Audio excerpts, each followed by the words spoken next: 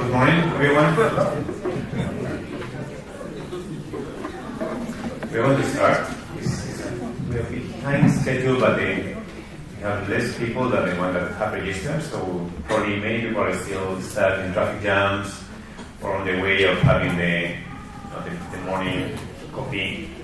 So then we will just do the start now, and that's what will come later. So and I want to thank all of you for being here today. It's really, really great to see so many faces, some familiar faces, some new faces. That's perfect. And I'm gonna, well, my name is Ahimsa. I'm an associate professor at the School of Geography in the University of Nottingham. I'm gonna do a very brief introduction of who we are and what we're doing today. But I will let the moderator do the specific introduction for the day. So this is a joint event between ERE and Mindset. So ERE is one of the leading environmental consultancies in Malaysia. I'm sure you all know who is Dr. Bala and ERE and the work we do. They do excellent work in like a biodiversity policy that has been done by them. And Mindset is the University of Nottingham new interdisciplinary center for environmental studies. So then, Mindset has been operating for about 1 year and a bit more right now. And we have 4 main pillars. The first one is, of course, environment. We are interested in environmental issues. We work on environmental matters. The second one is interdisciplinarity. Okay, with this, we began working on environmental issues, people in environmental sciences, people from the physical sciences. And again, what we find is that we only go so far, and then is when we need the sociologists, the psychologists, the economists, the lawyers, all these things that is not what we study in environmental sciences, but that we need to have much more of this. It's the only way we can really tackle environmental matters. The third pillar is going beyond academia. So then we work at university, and then the center is composed by academics. But again, we realize that we need to engage with all the different stakeholders, who play a key role in these issues. And today's event is a beautiful example of that. How we do research. We think that science is really should be the foundation of how we do environmental management. But of course, after the science, we need to use science to do proper policies, and then to apply these policies, and we need to discuss, to work together with the government, with the private sector, with the general public. So to do that, we have been doing these kind of events. Every month we have a public event.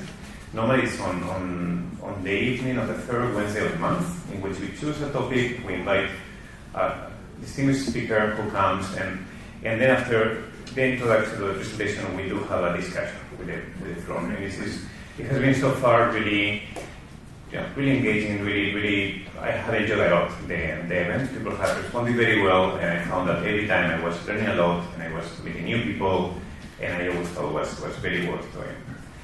And finally, we want to work on success stories. We want to identify ways to go. Okay, we don't want to be just reporting bad news. That is one of the problems with environmental issues. People who work in the environment, we have spent many decades telling how bad is everything, okay? How many problems we have and how we are doing. And there's a lot of truth in there, but that doesn't help, okay? So then what we need to do is identify what can be done, how we can use what we know, and how we can learn from things that are working fine to replicate success, and then to move forward, to don't think that it's going to be a disaster, but think what kind of future we want and how we can be part of that future.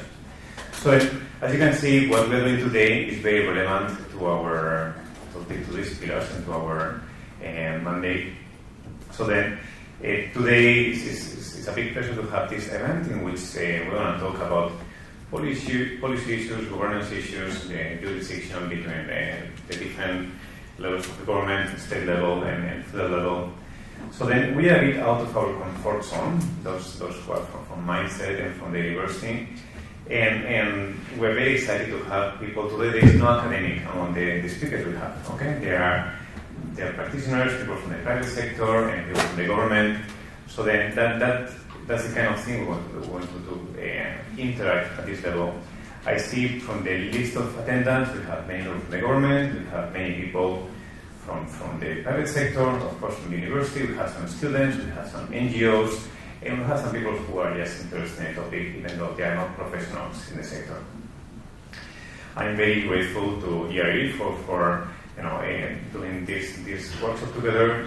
Very much, this has been something that Dr. Wal and I have been discussing for last year and a half. Actually, he is the one who has been very proactive in bringing this topic in different fora and kind of just saying, well, it's something we need to discuss more. So I think today the objective of the day will be to bring some issues. I think it's probably not going to be new for most of you, and then but I guess to discuss and think about what is the situation, how these jurisdiction conflicts affect the management of natural resources and the conservation of biodiversity, and then if there are things that can be improved, if there are things that needs to be improved, and if so, how can we improve that? Okay, so then we hope that by the end of the day, not only we'll be familiar with this topic, but also we'll probably have fresh ideas, suggestions, a sense of what people think, and we can generate a discussion that will continue beyond today. So the idea is not to finish this workshop, wrap up, and then next month have something different, but just also think about, okay, do we want to take some action? What does it take to take that action? And that's all from me today. I'm going to pass the microphone to Nagulendran, who's going to be the moderator for the event, and he will do the proper introductions and take it away.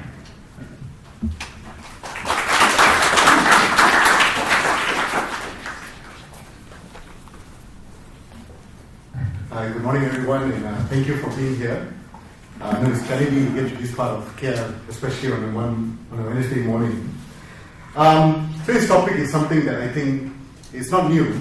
It's something that emerges very often among all of us.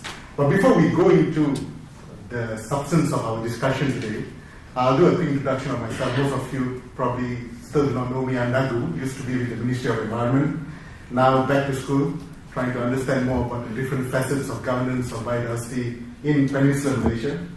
And to start off, if Pravina could help, we're just going to do a quick 10 minutes or 7 minutes kind of survey, because this is also a workshop come forum, just to get some understanding on your perception of how environment, natural resources is managed in this country. So if Pravina and colleagues could just circulate that questionnaire. And while they do that, just for those of you who didn't have time to look at the program, we are done with the first two. We had the welcoming remarks of the Acting Director of Mindset, Dr. Aimsa. And we will start off with Dr. Bala, giving impact on natural resources, the federal constitution maybe, and the different jurisdictions in each state. Then Prita will be speaking about Malaysia's constitutional law, and Mr. Anish on Malaysia's land policies. So today we've got three distinguished speakers. We've got a government servant, a policymaker, we've got a lawyer, we've got a consultant. I think we've got a good mix of people to share their experience. And after we do that, we'll have a quick tea break, and we'll have panel discussions where we hope participants will freely speak and give your views, ask questions to the panel.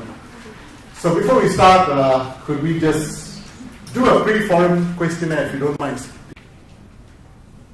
Good morning. Yang Berhormat, I think if he's here, you will inform that Member of Parliament is going to join us. Yang Berhormat, Dato, Tuan-Tuan dan Puan-Puan. Thank you again for coming for this very important forum come small workshop on federal state issues on natural resources and biodiversity. Before we start, I'm going to be very quick and I'll pass it on to the experts who are among us today. Just for some of you who probably did not know Malaysia or did not know a bit about Malaysia, I'll just give a bit of a quick recap. Long time ago, Malaysia never existed. We never had Pahang, we never had Selangor, we never had Kajang. Kajang probably was there, but a different name probably. Pahang had a different name as well. I was told it was Peng Ho, I think, something like that. Depends on who writes the history, right? So, all this got organized somewhere in 1895, 1896 when they formed the Federated Malaysian States. So, 4 states became the Federated Malaysian States. Johor remained unfederated. Kedah, Kelantan, Terengganu was unfederated. So that was only when British took over. We were colonized by the Portuguese in 1511. They came as raiders in 1509. 1511 we took over Malacca. In fact, for a very long time, Europe recognized Malaysia as Peninsula of Malacca, because Malacca was a big empire expanding its empire to even Sumatra, Palembang, and all around this region. So then we were with the Portuguese until 1640s. Then the Dutch came in, and then of course the British came in 1800s, right? 1814. And then the British got us organized, sort of India terms, organized in 1896. They formed these federated Malay states. And then in 1946, they tried to get the federated, unfederated, the straight settlements, straight settlements were Penang. Penang was the first to be given to the British in 1796. Francis Light came and he helped the Kedah Sultan to win some domestic civil wars, and he got Penang, and then Malacca and Singapore. So Malay Union was formed in 1946 under the crown rule of the British government. The Malay nationalists found this quite challenging because when Malay Union formed in 1946, the Malay rulers lost their power. So that just lasted for 2 years, and in 1948, the Federation of Malaya was formed. The rulers got back their symbolic power, and that was there until 1963 when Malaysia was formed together with Sabah, Sarawak joining us. In 1957, of course, we got our independence, but in 1963, Sabah, Sarawak joined us and formed Malaysia. And in 1965, too bad for Singapore, they decided to leave us, and now they are Singapore as a country, and we are without Singapore since August 1965. So that's a bit quick history. So why this is important? Because today's discussion has got to do a bit to do with history and why this whole political, socio-political differences exist within one small country called Malaysia. So many scholars actually have said Malaysia has got a federal system, which is true, but it's very centralized. If you look at a federal constitution, which of course I think Greta will be going in very in depth, the part 4 of our Malaysian federal constitution has got a schedule, which is Schedule 9, which lists down everything that's under federal government, and that's very long. I think there's about 27 headings, if I'm not mistaken. And if you look at the state list, it's actually very short. So many scholars say it's actually Malaysia has got a very centralized government, and it's quite actually not right to say it's a federal system. Some scholars say that. Of course, most Malaysian scholars do not agree with it. But in the federal constitution, there are a couple of important things which lie with the state governments, like land, forests, water, natural resources, harvesting, mining. Petroleum used to be, I think, with them, but with the Petroleum Development Act, we created a corporation called Petronas in the 70s. So now petroleum has become a federal issue, right? So why is this important? Because of things like this. So why we're doing this event is because we have this dichotomy over forest, agriculture, and we did a prioritization exercise about a year ago to list what are the top priority issues in conservation. Some of you participated in that survey, and this issue came up as an important issue. And in many discussions when you have about biodiversity conservation, about wildlife management, wildlife is a concurrent issue. There's also a federal list, a state list, a concurrent list, which means both federal and state has joint rights over the matter, such as wildlife, national parks, right? So this has always become, and it's always looked at as a stumbling block in implementing policies. The state will say we have not enough resources. They'll say, well, land is my right. Federal will try to implement policies which do, like, when you implement biodiversity is not mentioned in our federal constitution. The word environment is not mentioned in our federal constitution, and I think some of the speakers will touch about it more in depth, right? And to look at this issue closely, and hopefully we can try by the end of this half day. Of course, we're not going to come with solutions, but probably some kind of convergence to something that we can do to move forward to influence the policy space. Because among us, I think there are representatives from governments who could take this up and probably move on, because this has been an issue. I'll cite some examples that came up recently. This is very famous now, right? The red soil, bauxite. This is important because Pahang is final state. Pahang is a state in Malaysia, and the Minister and Prime Minister's Department said this on 3rd January. He said, the Cabinet has a directive, which is federal cabinet, chaired by the Prime Minister, to halt bauxite mining in Kuantan, but said that any decision on complete stop lay with the Pahang government, which had the final say over land issues on its state. So you see here, it's a very interesting issue because bauxite also does not just affect Pahang, it probably affects the waterways, which goes down to Johor, Selangor, and many others. This has been an issue. Turtle. Malaysia is home to 4 species of turtles, if I'm not mistaken. And we used to have one of the biggest landings of leatherback turtles, and as of 2010, I think they shy away from our shores for many reasons. So I can't say technically it's probably extinct now in Malaysia, but of course it's still present in other places, but it's critically endangered. People say, why can't the federal government just put a ban on turtle eggs? If you look at the federal constitution, the only animal mentioned in the federal constitution is turtle. And turtle is under the state list. So like Sabah, Sarawak has taken the lead to ban the selling of turtle eggs. But Terengganu, where we had a lot of landings of leatherbacks, you still can buy turtle eggs. And the funny part, if you go to the pasar, I know our friend from Sabah is here, thanks for coming all the way. They label some of the eggs as Sabah turtle eggs, but we know Sabah is banned. But when you have Sabah turtle eggs, they say it's not from Sabah, it's from Philippines. So you say, at the end of the day, it's turtles, right, being endangered. So why isn't federal government acting? Because this is something that is bestowed on state government. This is just one issue we've talked about. We've got this mega document called Central Forest Fine. Some of the drafters of this document are among us here. It's an amazing document. Central Forest Fine is virtually where all our banjaran is high. You cannot plant palm oil. And then 90% of Malaysia's forest is found here.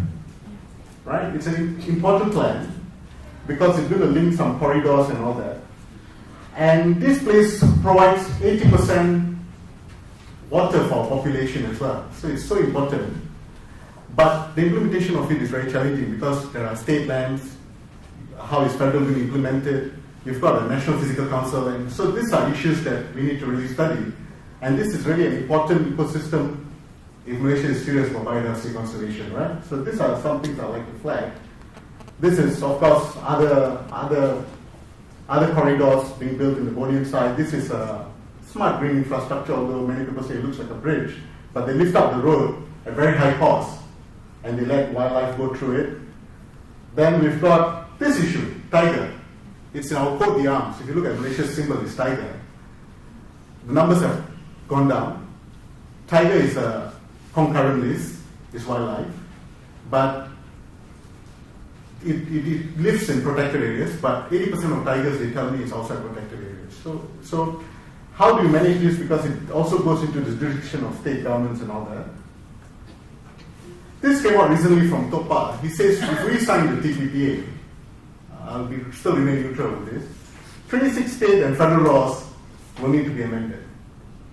I know when negotiating the TPPA, at the time I was still in the ministry, our key negotiator told us, state governments don't have to worry because your laws will not change. But now you see this statement coming out. So, directs, of course, the lawyers will tell us if Malaysia wants to sign international or bilateral or multilateral trade agreement, the Federation of Malaysia can do it.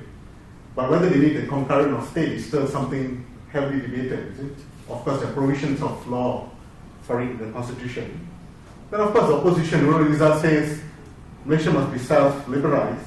And this article came out, and a study shows, and this journal is available on open source, Malaysia is the seventh lowest in spending for biodiversity conservation. So while we look at federal issues, federal state issues, there's also this whole resource issue. And this is a study which shows that I mentioned, Malaysia is somehow, all these countries lighted are mega diverse countries of high biodiversity, and those in red and dark red are spending too little on biodiversity. All right? This is a study which you could download. We'll make these slides available probably. And there's something interesting that I thought. Sarawak was always cited as mega logging state, right? And they had plans prior to Adnan taking office to clear 1 million hectare of land for for palm oil plantation. But then you have this new chief minister. This is now saying there's leadership. There's change of leadership. There seems to become some kind of change. It's just not dollars and cents. He says, sorry, it's not so clear when I zoomed it. Since last year, we have stopped issuing new timber license and giving away land to be turned into palm oil plantations. So when we discuss this issue of biodiversity conservation and natural resource management, we tend to always focus on federal state issues, but we also know there's a resource issue, there's also leadership issues and political will issues. So they all tie in. So I'm showing these slides, which are all picked up from mostly newspapers, just to show the interesting dynamics of the discussion today. So without further ado, I'll start inviting the speakers. So I think the first on board is, of course, Dr. G. Balamurugan, who does not need any introduction. Dr. Ainsa introduced him briefly, but I've got his survey which I've kicked out from on. It will have run a couple of pages, but I tried to make a summary of it. He is a consultant, a managing director of ERE Consulting Group. Dr. Balamurgan has been working with doing environmental consultation for a very long time. I'll be very quick. His recent work, which I also been involved, is in reviewing the national policy on biological diversity. We have got a policy on biodiversity dated 1998. He's been working to review it. So if you are not happy with the policy, you know who to look out for after this session. So without further ado, I think I'll invite Dr. Bala, who will probably speak from here on his topic, impact of natural resources and the federal state jurisdiction. Dr. Bala, you have the floor.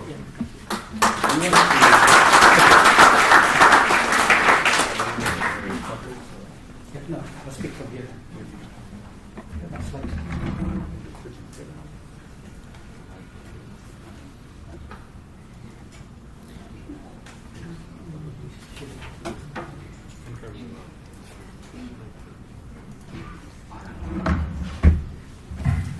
Thank you, Nagu. Good morning, everyone.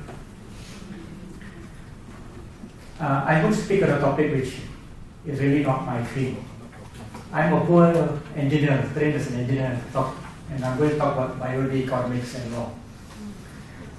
So you must forgive me if I screw up. The topic of my presentation is on government revenue stream. So how state and federal governments get their revenues from, and how this has impact on BioD and natural resources. So I'm talking from the money angle. Maybe the legal angle, Rita and somebody else will speak on that. The underlying theme of my presentation is this, that people respond to incentives. I'll let you know what this means. Okay? So, let me start by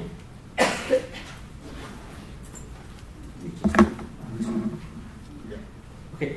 What I'll do is I'll start off with a presentation on where the federal and state governments get their money from, and how this system impacts, how the way they get their money from impacts on natural resources, how the changing economy has impact on this thing, and finally I'll summarize with some of my thoughts on how we could move forward on this. But before I proceed, I want to make a few qualifying statements so that you don't scold me towards the end of the meeting. The first one is, I won't talk a lot about economics, but I'm not an economist. I took one semester economics when I was doing my engineering, and I hated the subject. And I told myself then, that's the first and the last economic lecture I'm going to go through. And in fact, when I started my career, I used to hate the subject. And then over time, then you realize that you actually cannot divorce any subject from economics. Economics is everything. And then later on, you must blame Dr. Alima because she introduced the economic evaluation in EIAs. Then we had to start learning about economics all over again. And the point is, although we all are not economists, but economics affects all of us in whatever we do. So that's why I qualify, so that you don't blame me if I get my economics theory wrong here. Number two, I'm not aligned to any political parties. Because every time I talk about this topic, people ask you, are you BN or Pakatan? I'm neither. Because this federal-state relationship has a lot of political implications. But I'm not on either side. I'm interested in this theme, not because of politics, but because it has a major bearing on how we manage natural resources and environment. And finally, I'm going to keep the storyline very simple because I find the topic very complicated. There's so many angles to it. So in order not to confuse myself and confuse you, I'll keep the storyline very simple. If you want more details, then you go look for it yourself somewhere. Okay, this is economics as I studied then. Did you all study economics? Anyone? Any economists here? One. Okay. If I screw up, don't tell others. So this is what we studied, and I used to hate this subject. It was very complicated with a lot of graphs and all this. But over time, what I've learned is everything about economics can be summarized into just 4 words. So if you don't want to study economics, you just have to remember these 4 words. That people respond to incentives. And when I say people, that also includes individuals, groups, countries, organizations. Everything we do about economics is all about incentives. When a shop drops their prices, people buy more. When they increase their prices, people buy less. When the central bank increases interest rates, people remove money from the stock exchange, put it into FD. When interest rates go down, they take out money from the savings and invest in the stock market. So everything about economics is about incentives. Whenever there are incentives, people respond to it. So you remember this because this is an underlying theme in everything that I'm going to speak today. Okay, let me start by sharing with you the federal and state government revenues. How government get their revenue from, particularly the state government. As Nagu stole half my thunder. You shared some of the slides which I was going to show. So, as you all know, when it comes to land, forest and water, federal government can generally set policies and guidelines, but the real jurisdiction lies with state governments. Right? State governments can enact laws, they have land, water, forest and all that.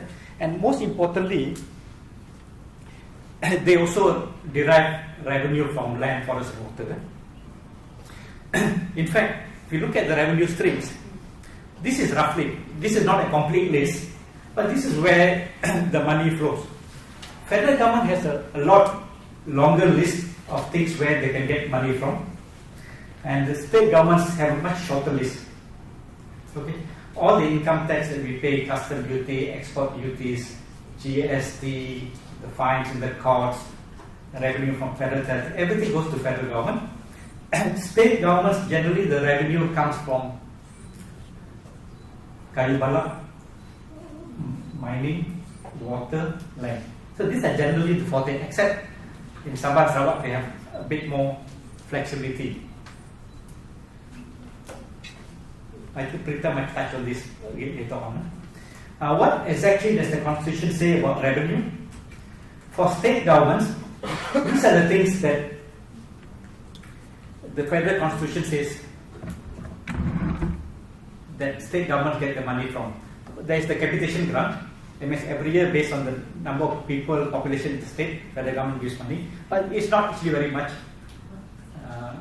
A state like Sabah probably gets about 30 million from the capitation grant, which is not very much. So the other smaller states get a lot less. There is the state road grant based on the length of roads maintained by the state. And there's a long list of other things, including number 1, revenue from toy shops. This is in the Constitution. And you mentioned that the turtle is the only animal mentioned. And you said turtle is the only animal mentioned. And toy shops are the only shops mentioned. So in fact, in 1957, I think toy shop must have been a big business. So the fact that it made it into the federal Constitution. And state governments can derive revenue, and those of you who remember, if you go back to the 60s, toy shop used to be called Kedai Tuak Kerajaan. Yeah? So of course now no more, but those days it was Kedai Tuak Kerajaan.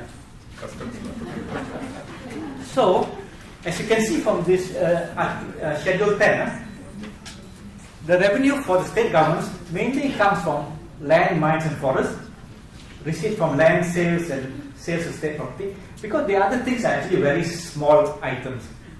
The main items are number 2 and 11. Okay, because if you look at this, even water is very small. I'll show you later on. So it's all about land, mine, forest as being the main revenue for the states. Of course, Sabah and Sarawak have other provisions which does not apply to Semenanjung. They have special grants and they have other things, export duty on timber and state sales tax. This is where Sabah and Sarawak get their sales tax on crude palm oil from, and which is an important source of revenue for both Sabah and Sarawak. And I believe Sabah is now going to impose the sales tax on fishery products. I think it's already underway, which this provision does not exist for the states in Semenanjung. Okay. Of course, federal government gives a lot of money to the states. Mostly goes for development, but these are also discretionary. That means it's not guaranteed. If I feel like giving, I give. If I don't like you, I don't give. That is what discretionary means. Federal government's contribution is actually quite substantial. For many of the smaller states, this is a major part of the state government revenue. But remember, this is discretionary. A lot of it. So back to this. You find that based on what our constitutions provide, the revenue for the state government is actually directly linked to the use of land and exploitation of natural resources. These are activities where state governments get their money from. Cut down the trees, dig up holes in the ground to miners, cut down all the forests, and reclaim land. This is where state governments get their money from, bulk of their money from. And this is how the constitution is written. And this is probably was very good in 1960s, because in 1960 this was the economy, mining and logging. So until today, the system stays. So state governments get their money from these activities. State governments get little or no direct revenue from these activities.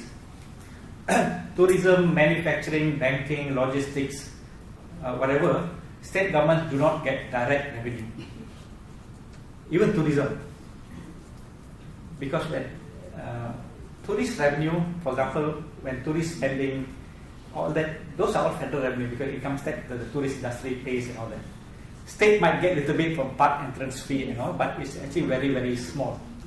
Manufacturing, states get almost nothing except the cukai tanah, which might be a few hundred a year, but bulk of the revenue from manufacturing goes to federal. Similarly with logistic, banking, and so on. Revenue from this sector goes to federal. The state only gets very residual revenue, mostly from land related. I mean, there's a big bank opening up, the cukai tanah goes to the state, everything else goes to federal. This is an example of Sabah, where Sabah gets the revenue from. You can do your own homework and for the other states. If you look at Sabah, the highest one is sales tax. This is basically sales of crude palm oil. So which account in 2010 accounted for almost 1/3 of state government revenue. Timber, black one. Land premium, green, and contribution federal. If you take away the contribution from the federal government, you find that such a big portion of the revenue comes from land or land-related things. Even oil palm is land. Without land, you cannot grow oil palm. Let me share some data from the Semenanjung states. State of Semenanjung. If you look at Johor, for example, more than 65% of the state government revenue is linked to land. Premium geran tanah, cukai tanah berulang, premium peningkatan jawab tanah, perolehan hartanah. It's all land. Land. More than 65%. Actually, it's more because this is just the top 5. If you look at Kedah, more than 50%. If you look at Selangor, more than 70% of the state revenue is linked to land. Not even timber or water. This is just purely land. Real estate, land premiums, and so on. If you remove the federal government's contributions, land-related revenue may constitute more than 90% of the revenue of some state governments, especially the smaller states. Yeah? So it is very much land. So opening up of land is a major contributor to revenue. Okay. Remember my underlying theme said people respond to incentives. So whether it's government, individuals, or organization, people respond to incentives. And the current system actually forces the states to rely on land, and which is good, maybe good for the state revenue, but those of you in the field of biodiversity and natural resources management is no good. Okay? And of course, there's other problem as well. Revenue collection is also not very efficient at the state level. And the recent Auditor General's report said that many states have problem collecting. First, they already get very little money, and they also have problem collecting this money. So financially, some states are actually at the verge of bankruptcy if it's not for federal contribution. Let's look at water. We say water is a state matter, but revenue from this water is actually a very small portion. These are just examples. On the average, revenue from water, raw water intake, is a very, very small portion of the state government's revenue. So sometimes you wonder, people say, that's why I say if the water gets polluted, really, not many people are interested because it's constitutes such a small portion of the revenue. Look at revenue from timber. I think Nagu pointed out timber, but the reality is revenue from timber is also now very small. Sabah at one time was 70%, now it's down to less than 10%. Johor less than 5%. And for me, this is in many ways worrying. You know why? The moment forest loses its attractiveness as a revenue source, it will go away. If we cannot produce timber, why do I keep the forest? So water and timber are also declining sources, right? So the source that is becoming more and more dominant is real estate and land, which means forest, the timber production from the forest is actually not at all attractive from a pure monetary point compared to real estate potential. Like I said, these are just samples of data. If you want more data, go look for it yourself. As I mentioned, state governments do not get little or no direct revenue from the services sector. Yeah. For example, if 100 of the world's biggest banks open a branch in Kuching or Kota Baru, the state government will not get very much except the cukai tanah. All the income tax and export duties all paid will go to federal. So, point here is state governments get little or no direct revenue from the services sector. And this is important, which I'll show later, because services sector is the fastest growing sector. State governments will only get cukai tanah, maybe some business license and parking fees, which is basically peanuts. That's why I put peanuts here. The rest of the revenue goes to state. For example, if you are the banking business, your main revenue paid to government is income tax, which goes to federal. Of course, there are jobs created, but again, the state treasury does not get this. I'm not saying it's bad for the state. It's fine. It creates jobs, it keeps the economy moving, but the state treasury does not get direct revenue. I think I just showed you. I think all of us know the federal government has a lot more responsibility than the state, and the Schedule 9 lists a long list of things that federal government has responsibility. Therefore, it's quite logical that when you have more responsibility, you have more resources. State government less responsibility but less resources. But how big is big and how small is small? How is this? How do you compare? State government revenue for 2014 was 24 billion combined, all states combined. Of course, Sarawak has the most, followed by Sabah and Terengganu and so on. Terengganu is because of the oil royalty. Because if you take away the oil royalty, Terengganu will have problems, serious problems. So the combined revenue last year from all the state governments, the 14 state governments, was 24 billion. How does this compare with the federal government revenue? It is actually all the 14 states combined account for only 11% of the federal government revenue. So you can see there's a very big skew. No doubt federal government has a lot greater responsibilities, but Nagu mentioned whether is this a real federated system, because this is the scale of revenue, I assume, responsibility as well. So it's a very skewed system, and many scholars have also written about how the Malaysian federal system is very skewed in terms of revenues and responsibilities. We agree that federal government has more responsibilities and therefore more revenue. State have lesser responsibility but less revenue. But the skew is actually quite big. It's only 11. All this combined is only 11% of this. And in the field that we are talking about, in biodiversity and natural resources, the state governments have a much greater responsibility. Maybe in transport, health, education, their responsibilities are very limited.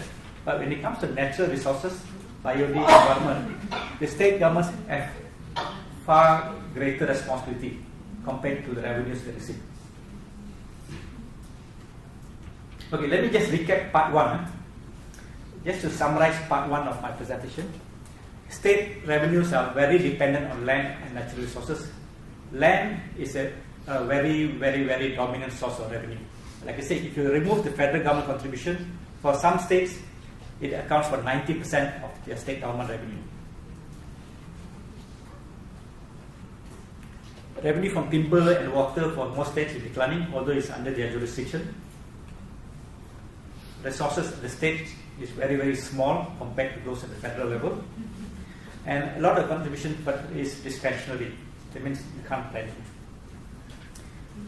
This is rough, very quickly, how the federal and the state revenues are distributed.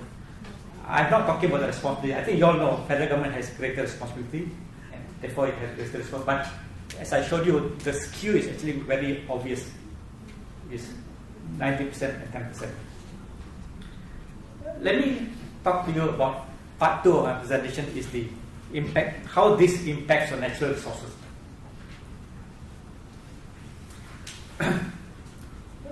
Just to recap, I think I showed you this. The state government revenue is intimately linked to the use of land and exploited natural resources. I don't think they like it either, but this is how our system is written, our constitution is written. I think those of you from Jabatan Perancang Bandar will know this. I've been involved in National Physical 1, 2 and 3. Every time federal government tries to restrict on land reclamation, all the state government will shoot this down. I've been involved with RFL 1, 2 and 3. We'll never manage to get this through. Even your recent DPPD, anyone from DPPD? Dr. Dahlia was pushing for this very hard, and it never got through, because states will never agree to any restriction on land reclamation, because land is such an important source of revenue. I remember RFL 1, we wanted to put prohibition on land reclamation, kena tolak. Then we say discourage, kena tolak. So it's very difficult to get this thing through, because states depend so much on land and the revenue. RFN is struggling. Even if it's in the RFN, state also never follow. We have had this ISMP, Integrated Shoreline Management Plan, Integrated Coastline Management Plan, all sort of integrated plans which recommend no reclamation. Nobody listens to them, and nobody abides by them. But nobody also knows that the states will push for reclamation. And because, as I showed you, some states, if 90% of your revenue is dependent on land, it's very difficult to say no to this. Nagu showed the CFS, same problems. It's a federal initiative, but relies on states complying. And as you can see, we have done a review. Actually, there are many parts. This is a federal initiative endorsed by the federal cabinet, incorporated into the RFN2, yet compliance at the state level is very poor. So this, for example, we just show this is near Hutan Simpan Lesung. This is what was planned, and now this is what remains in the priority corridor. This is not a minor corridor, this is a priority corridor. All the hutan gone. This is near Mersing. This is the CFS, one of the primary corridors, and this is what is left now. So you see how strong the driver is. This is the plan initially endorsed by the federal cabinet, endorsed by the National Physical Planning Council, and put into the NPP2, yet nobody follows. Because land is so valuable. So these are all priority corridors. This is where, a forest is supposed to stand in a very important wildlife corridor. It's all gone. Oil palm. Oil palm, Sabah and Sarawak gain a lot of revenue. In the case of Sabah, the state gets about 1 billion ringgit a year from the sale tax of crude palm oil. And it's a very important source of revenue for the state. And you can see how palm oil has grown in Sabah. It has just skyrocketed, and Sabah is the biggest producer of oil palm. But it provides so much revenue to the state. It's very difficult to say no.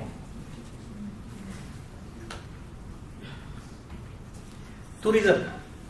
You know, being in this field, we always heard this argument of, state should protect the forests, that if tourists will come. State protect your wildlife, tourists will come. States tell you go to get lost. Tourists come also, I'm not getting any money. So from tourism, states don't get money. Because the only money state governments get from tourism cukai tanah, if somebody builds a hotel, some license, and maybe parking fees or something is peanuts. Because the bulk of the revenue from tourism actually is a federal revenue. So that's why even tourism is not a strong enough incentive, except some states which are, and the case of Sabah may be different. Sabah is goes all out to promote tourism, and they get, but state government does not get revenue. Very little revenue from tourism. They get what, 4-5 million tourists a year, but the revenue from tourism is very, very small. And another reason why states not very keen is because the cost of tourism has to be borne by the state. Tourists come, buang sampah, throw rubbish, all that cost is borne by the state. Now, of course, federal government gives money for capex, for development expenditure, but operational expenditure is borne by the state. Cayman Islands, why despite repeated problems, landslide, banjir, everything, why is land still being alienated? Until today, despite the problem. And this has gone on for years, not 1 or 2 years, this has gone on for 50 years. Land is still open up. Everybody knows this is ESA. Again, revenue from land is such a strong driver, because if this also applies not only state government, also local councils. They are also dependent very heavily on land premium and quit rent. So if they don't open up land, they might go bankrupt. So therefore the incentive is very, very strong to open up more land. Bauxite. State government gets direct revenue from mining. Direct, I mean, it doesn't have to go to federal government. They get direct, and therefore the incentives are very strong to open up more land for mining. We also see this often. Every time a state wants to log and NGOs make noise, and the state government say, okay, we'll stop, but give us compensation. You heard this many times before. So these are all related to the same point about states being dependent on land. People at JPPD probably are familiar with this issue. You also have this problem that every time you do a master plan or structure plan or any regional plan at the state level, states always want a higher population. Because higher population means more land to be opened up. And RFN, we can never agree. Dah 3 kali dah. State RFN population projection will never be agreed by the state. States always want to project a higher population, a lot higher. So if you add up all the population projected by the state, Malaysia will have 100 million people. And this has problem. I think you can talk to JPPD that this causes problem. When you project population unnecessarily high, you also need to project opening up of land unnecessarily high. And states like this. And it puts pressure on forests and all the other ESAs. Okay. Another angle, look at it. When we talk about flooding, right? You know, we had recent big floods in Kelantan and all that. The way incentives work, you know, whenever we always talk about the polluter pays principle. But if you look at flooding, for example, activities that aggravate flooding, hill cutting, forest clearance, is actually under the jurisdiction of the state. Whereas flood mitigation is generally paid for by federal. Generally, all the big flood mitigation is paid by federal. And the activities that cause floods are generally under the state jurisdiction. So here, this is where incentives fail, that I can cause problems because somebody else is going to pay for it. Yeah? And I think bauxite was a clear case. Bauxite, federal government is paying for the cleaning up. The poor guys from Bombay is cleaning up, right? So Amar Dahlan said, it's okay, federal government will pay for it. But it's a problem caused by issues under state jurisdiction. On the other hand, if you look at tourism, this opposite. It means states have to protect, federal gets the revenue. These are cases where there's a mismatch of incentives. So here, the polluter does not have to pay.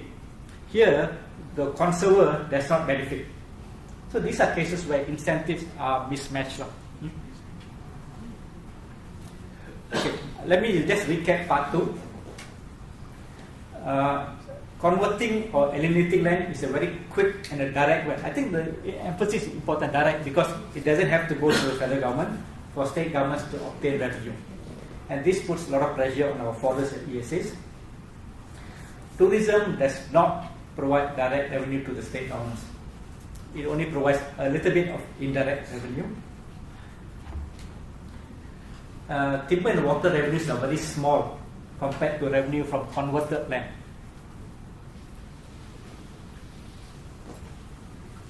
There are many incentives now where the polluter doesn't pay and the conservator doesn't benefit. You conserve, you don't benefit. You pollute, you don't have to pay. And these are two types of incentives that we need to get rid of. Okay, I'll move to part 3 of my presentation, which is the changing economy and how the changing economy affects this. Am I going too fast? Too much data. Okay, never mind. I'll just go through quickly. The changing economy. I think you all know the economy is changing, right? This was the economy in 1960s. Rubber and tin mine. Because when I studied geography, it says Malaysia's 2 biggest economic activity were getah and BioD. Yeah, we were number 1 in the world. I think when I studied geography, same. Now getah we are nowhere. Tin mining habis langsung. So this was the economy in 1960s. In 1960s, there was no big banking, no major tourism, no consultants running around. The entire service sector did not exist. So if you see, if this was the economy in 1960s, the constitution was perfect because that was the bulk of the economy. You can imagine the federal government would have been quite poor in 1960s because the services, there's no GST, no export duties, and some state government would have been pretty rich. Perak, for example, in 1960s, Perak would have been very wealthy. And whereas federal government, because it doesn't derive revenue from the services, might have been not as strong as it today. But this has now changed because this is what we have now. And the income from here is very different compared to the income from this. These are all mostly services. And services, the revenue does not go to the state government. Whereas in the primary sector, a lot of the revenue goes to the state government. So in the 1960s, when the constitution was written, all the states were probably happy to say this is a good constitution because it gives us revenue. 50 years later, it's not working well. So when I say the economy is changing, the contribution to the economy from the primary sector is going up. When I say primary, it is agriculture, mining, timber, all this contribution to the economy is going down, and contribution to the economy from the tertiary sector. Tertiary means services, banking, tourism, logistics is going up. This is how Malaysia's economic structure has changed. As you can see, the primary sector is going down and down. Last time it was almost 40%, now it's down to only about 15%. And this is including petroleum. If you take away petroleum, it's even smaller. And the tertiary sector and the manufacturing sector is growing faster and faster. Yep. And as you all know now, the revenue for the state comes from here, which is going down. They are not benefiting from this part. So, as I said, the state government's revenue is linked to a sector which is going down. It gets not much revenue from the sector is going to go up. So this is of course balanced by federal government's contribution. Real estate is an exception because real estate is considered a tertiary sector. As you've seen from my earlier chart, that states benefit from land, and therefore opening up a land becomes priority because a lot of revenue for the states come from real estate. Just to recap the changing economy, state government revenue gets revenue from activities that were important in the 1960s. So the current system probably made a lot of sense 50 years ago. It doesn't make much sense now. But 50 years ago, it was probably very good. The main growth in our economy, both Malaysia and the region, will come from the tertiary sector. This is the fastest growing sector, from which the state governments derive little or no direct revenue except for real estate. Again, this again drives the land use, opening up of more land. And also the modern economy may impose costs and burdens to state government without internal revenue. Tourism is a good example. A lot of the cost for tourism has to be borne by the state. So these are the 3 parts of my presentation, to presenting to you what are the issues and what are the challenges that the states face. And all these have a bearing on protecting our forests and natural systems. Just to conclude my presentation, I don't have many solutions. And I don't think the solutions are going to be easy, because we can discuss about the impact on BioD and natural resources because we all are in that field, but the solution cannot come from our sector. The solution comes from a lot higher up. But I think the purpose of the forum is to highlight these issues. Okay, again, I have to keep on repeating this, that state government revenue is linked, is chained to the exploitation of natural resources. And alienating land is a very important, easy and a direct way for many state governments to get revenue. But this puts a lot of pressure on our forests, BioD and ESS. For example, so therefore when we look at solutions, this example Kedah wanted to log Ulu Muda. All the NGOs, I remember WWF made a lot of noise, and the state government said, okay, we'll stop logging, but federal government must compensate. So I'm throwing this question: if, let's say, would providing monetary compensation solve the problem? No, it will not solve the problem. Kedah might say, okay, give me, thank you, I'll take the money. I won't log Ulu Muda, but I'm going to log somewhere else. So these things will not stop, because these are all ad hoc solutions. It cannot work. Every time I log, you give me compensation. It doesn't work. Because the main driver of the revenue and land degradation is linked to revenue from land. So if we are to go give incentive to the states, of course the system must change. We need to first remove all the perverse incentive. I told you about the flooding. One party causes floods, one party pays for it. Those are systems that should be removed. Because if I pollute, I pay. If I conserve, I benefit, should come in. Let's take Sabah, two people Sabah. If Sabah spends so much of its resources protecting all its natural sites to attract tourists, it's only natural that they should benefit from it, which at the moment they don't, or they get very little resources. So there are two major challenges when it comes to incentives.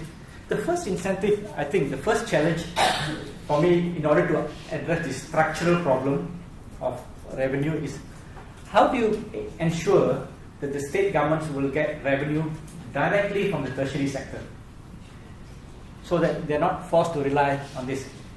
How do you make sure that state governments get revenue directly from banking, tourism, logistics? Well, at the moment they don't, and therefore they are continuously relying on this. I'm not giving solution. Just so you think, a good example is GST. Because all states pay GST, but GST doesn't go to the state. It comes to a consolidated federal fund. So therefore, there's a suggestion that if states get a portion of the GST, if the economic activity is derived from the state, should the state get a portion of the GST? So this will then put state governments' revenue directly linked to the tertiary sectors also. Number two is, assuming federal government say, okay, now since you all make so much noise, now I'm going to give you a lot of money. But there's also no guarantee that the money will go into protecting forests and BioD. So just giving compensation alone will not solve the problem unless you have clear criteria and performance indicators that the money will be used for protecting our resources. Again, let me just summarize all this. I've taken too much time. Financial returns are powerful incentives. They are incentives to us. All of us are driven by money. I think most of us are. Otherwise, we all don't go to work. So if individuals are attracted to revenue, so are organizations, and governments are no exception. Under the present system, state governments are intimately linked to use of land and natural resources. This is bad for environment BioD. I think we have gone through this argument many times. There's so much pressure on forests because states derive revenue. It's not their fault. That's how the system was, the constitution was written 50 years ago. And we are facing the consequences of the system. Land, I think, do not underestimate this. Land is not a dominant, but it's a very, very dominant source of revenue. And I think if you want data, go to the Auditor General's website and you can get the financial statement for all states. And you can look for yourself how dominant revenue from land is. there are many incentive mismatch. I told you about the flooding and the tourism, and we need to remove this. The economy is changing. Unfortunately, the changing economy does not benefit the states very much because the states' revenue are dependent on the primary sector, which is going down. So I think states should be provided the opportunity to get revenue directly from the tertiary sector. So I think the key, for me, the key lies here, that states, we should find a way for states to benefit from the fastest growing sector of the economy, and which is a less damaging sector, rather than relying on mining and logging and so on. States must have the right incentive so that they can deliver the right outcomes. Just giving grants alone might not do the trick. Grants needs to be guided to a clear outcome.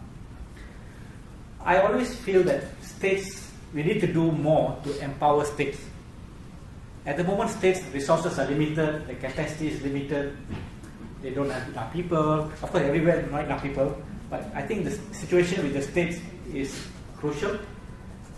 They don't have resources, they don't have people. So, of course, their argument is, since they don't have people, why don't federal government take over their forest and manage it? Of course, I don't believe in that. I think if you remember my big circle just now, how big the federal and state, I think that is already very skewed. What we should be doing is strengthen states, build up their capacity, empower them to manage their own resources. But empowerment is meaningless without resources. In fact, today's paper this morning, Adnan Satin made the same statement. I think he copied mine. Because there's this discussion about the devolution of powers going on now. Adnan Satin said, there's no point Sarawak takes over powers if there's no resources. What's the point taking over the health if I don't have money to manage health? So empowerment is meaningless without resources.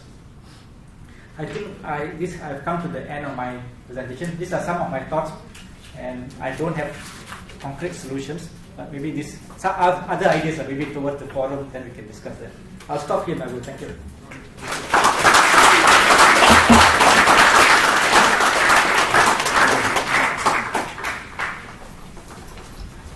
Thank you, Dr. Bala. I think that was a very interesting introduction to the whole thing. Very interesting that 30 shops made way to the Federal Constitution.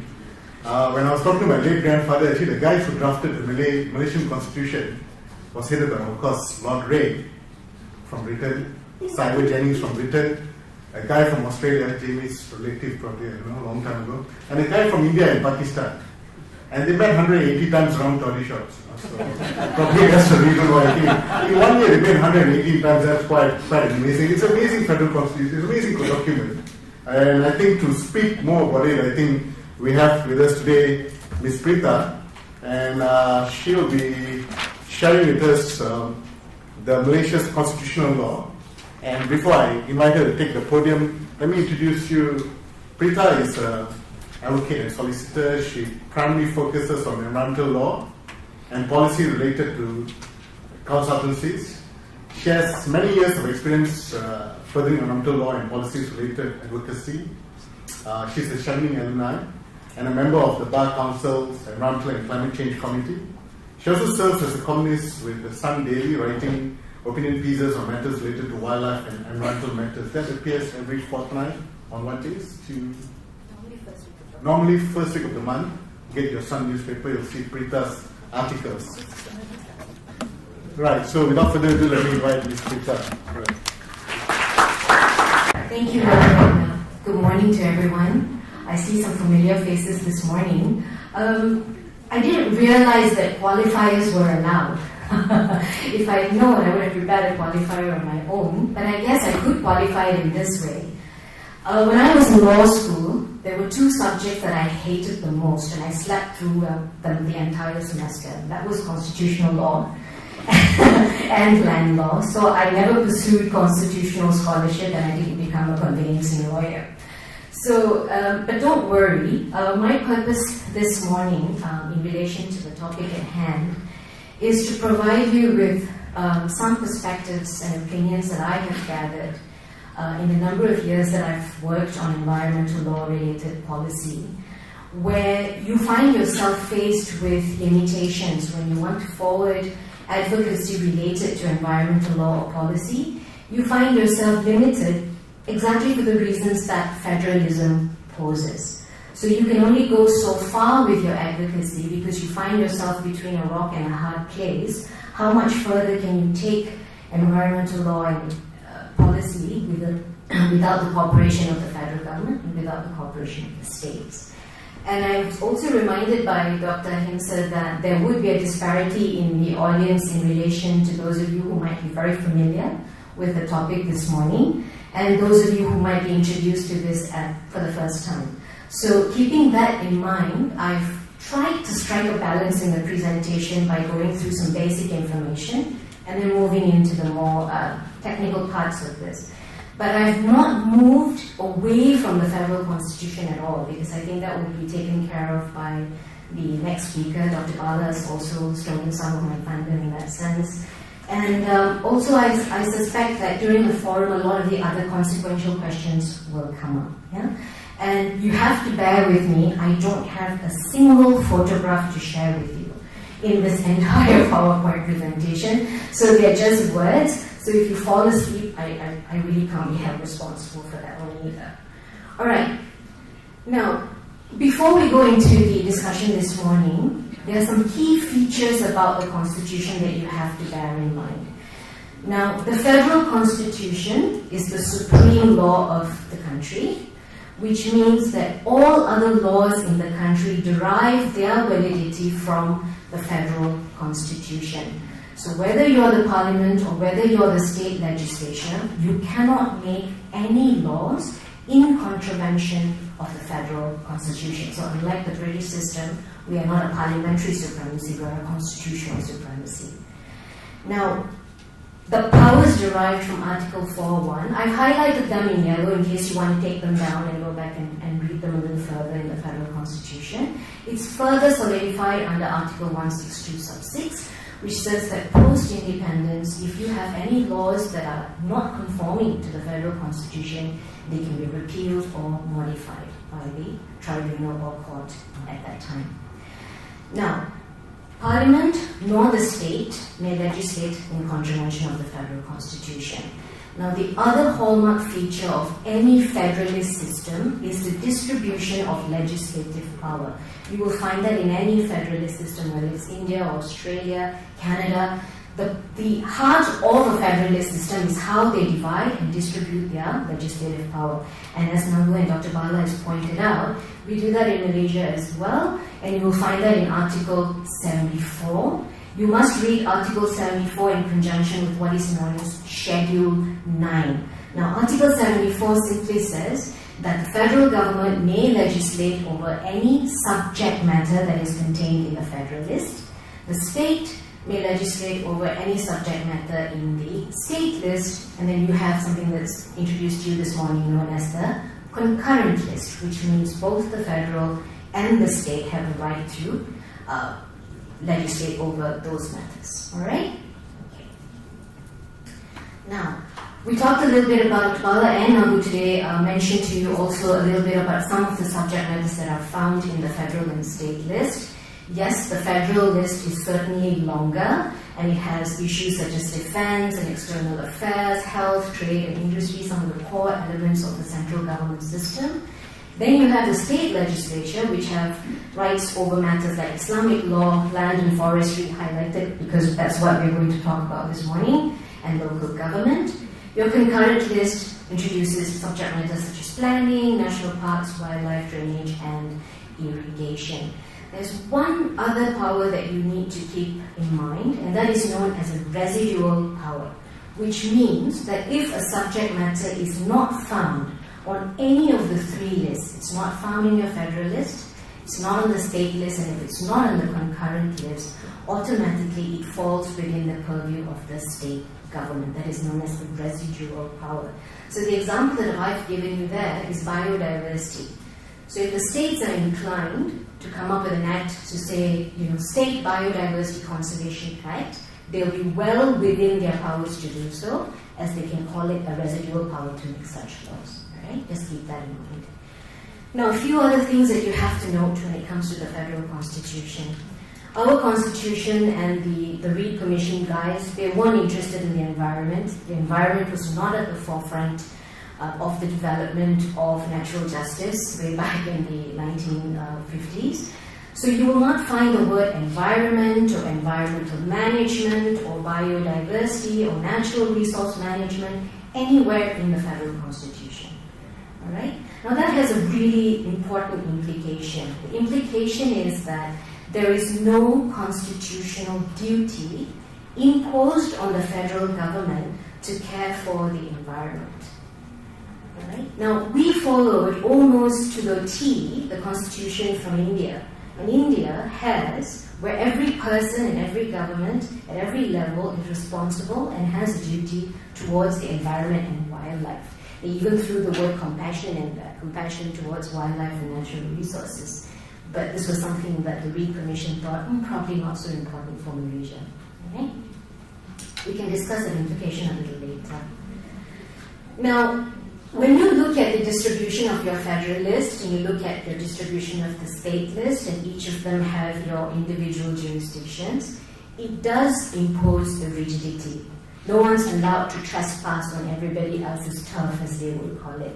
And it is rigid in that sense. So when you look at the federal constitution, it is rigid when it comes to legislative power distribution. So the other important implication is, because of this rigidity, the fact that we don't have an overriding environmental duty in the federal constitution, it means that the federal government cannot assert itself when it comes to matters of protection and conservation, especially if those subject matters that you want to assert yourself fall squarely within the powers of the state. Right? So unfortunately, the bulk of where our natural resources and biodiversity fall are in those two subject matters, land and forestry. Right? Now, the question that I have for you guys is, how have we been managing so far? How have we been doing so far? What has our approach been so far? If there is this rigidity, there is this ideology where you cannot trespass on each other's jurisdiction, how have we done? I would say our approach is very, very fragmented. It's absolutely a fragmented approach.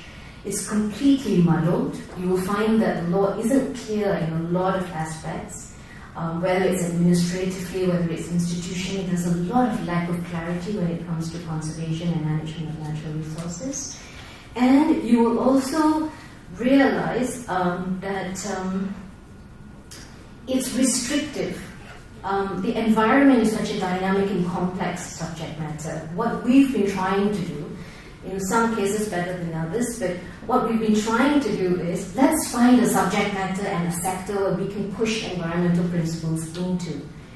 So we are trying to look at it from a sector, list, subject matter, jurisdiction point of view, and we're trying to struggle to cope with all the environmental principles integration. And I don't think we're really doing a really good job of it. Superficially maybe, but I think really at the heart of it, we aren't being very successful, right? Now, you may be also asking this question, all right, so we have this strict legislative power distribution between the state and the federal government. Does the federal government then have any authority over state subject matters? Actually, they do. It's referred to in Article 94, Sub 1 of the Constitution. For me, this is a little bit of a frivolous inclusion in the federal Constitution. It might as well have not even been there, because the extent of the executive authority of the Federation extends to matters such as research, provision, maintenance, experimental demonstration stations, and by the time you read that whole section, you would have slapped already. Okay? So the key words there is the extent of the power is to give advice. I really don't know what that means. Abang cakap macam ni, adik buat aja lah. I don't know. That's advice. And it's even stranger when it comes to matters of agriculture and for forestry officers. They say that you shall receive professional advice. Now, whether it's professional or not is a very subjective matter. So if you don't want to say that, I don't think your advice was very professional, we'll just ignore it for now. Okay, so this provision is absolutely frivolous. It provides no authority. It provides no executive authority over the subject matters. All right. Okay.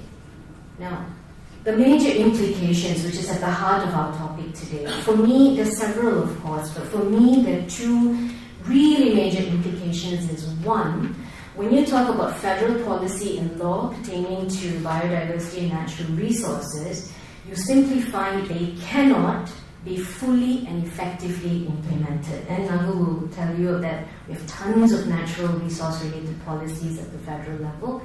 Your BioD policy, your climate change policy, your national environment policy. Can they be effectively and fully implemented? I think not. Because without the cooperation of the state legislature, you simply will not be able to implement a lot of the core actions and activities within it. It goes for the laws as well. We can talk about probably the EQA. Maybe members of the audience would like to talk about EQA, probably it's in the forum, we can do that, but I've not included it in this presentation. Now secondly, international environmental treaties. Now these are really, really crucial. Malaysia's always taken a very, very, I would say, non-committal approach sometimes when it comes to implementation. But implementation of treaties really suffer under the federalist system. And I have to qualify that. Under Malaysia's type of federalist system, it really, really suffers. You cannot. Now, one thing to keep in mind about international treaties are they are not self-executing. That means you don't automatically ratify or sign a treaty and expect its provisions to apply in the country that is a party to it. You have to come back to Malaysia. You have to enact laws, and you have to make sure that those laws have national importance. That's one of the criteria at the international treaty negotiation level, where they say that any law that you try to put in domestically has to have an effect of applying nationally, because the core element that they stress on is uniformity. So if you cannot achieve uniformity, then you fail in putting appropriate domestic policies in place. So if those laws once again encroaches on territories belonging to state governments, you find that international treaties also cannot be effectively implemented. Those are some of the two major implications. Now, just to go back to the issue about rigidity earlier, which I mentioned. Now, seemingly the federal constitution seems really, really rigid. But the question is, all right, it's rigid at the face of it. But can anything be done to maneuver ourselves out of this federalist system? The answer is there. The answer is provided in Article 76. Now, Article 76 says that Parliament, now despite Schedule 9, despite of the subject matters on the federal and state list, says that you may make laws in respect of matters on the state list, but only for these three matters. If your intention is to implement international treaties, if it's to promote uniformity of laws between two or more states, and if the state requests the federal government to do so. Now, the third point, I think, has never happened in Malaysian history. All right? I'll probably tell you about Lim Kit Siang's views on this probably in the later part of the discussion. Now, the first one is interesting. The implementation of environmental treaties. Now, if you want to implement treaties in this country, there's a way out. Use Provision 76 that says you can. The only condition attached to it is that you have to consult the states. Nowhere in this provision says that you need to derive the consent of the states. All right? So all you have to do is say, marilah kita bincang, kita ada workshop. You know, we love workshops in Malaysia, right? So we talk about it, we get your consultation, we do it, and then go ahead and implement it. But this too has not moved along as vigorously as it should, so we need to ask ourselves why. Now, to promote uniformity of laws, we have resorted to it. We've come up with the National Forestry Act, the Local Government Act. These are the two federal acts that have gone on these pathways. The third one, as I said, something that we haven't even attempted in Malaysia, right? So the question is, why? If the Constitution provides you an avenue and tells you, now, these are the things that you can do to circumvent the rigidity that's provided to you, why aren't we then using it as much as we should be? I think the answers are really quite obvious now that I need to fill up a space, so here we go. Because it's not a priority. I mean, despite a lot of talk at the highest levels of government about protection and conservation of BioD, I still don't see it at the forefront of Malaysian policy discourse or political debates. I just don't see it. When issues like bauxite come out, people make a lot of noise. Malaysians have very, very short memories. Once the seas are blue again, you'll never hear about that topic again. And I see a lot of heads nodding, And it's also politically sensitive. So we have this abang-adik type of understanding within the federalist system. Let's not rock the boat if there's no reason to. All right? It's politically very, very sensitive, so let's not go there unless we absolutely have to. And there's no political motivation either. And states, of course, are not willing to give up control over their subject matters. As Dr. Bala pointed out, they already have so little to begin with. And if we start slowly allowing the federal government to chip away at matters that belong to them, at the end of the day, they'll find that, we don't have anything. So they say, no, we don't want to give you anything. I mean, NGOs in the room will tell you how long and hard they fought over turtles. And interestingly, in Chetnadu, turtles were not originally on the state list. They were originally on the federal list. But after a lot of negotiations between the Malay states and the Reed Commission, it was finally put on the state list. But originally it belonged in the federal list. Okay, the others is there's no incentives. Dr. Bala stressed on incentives. Yes, if there's no incentive to do so, the states are unwilling to say, here, go ahead and legislate over matters that come within my purview.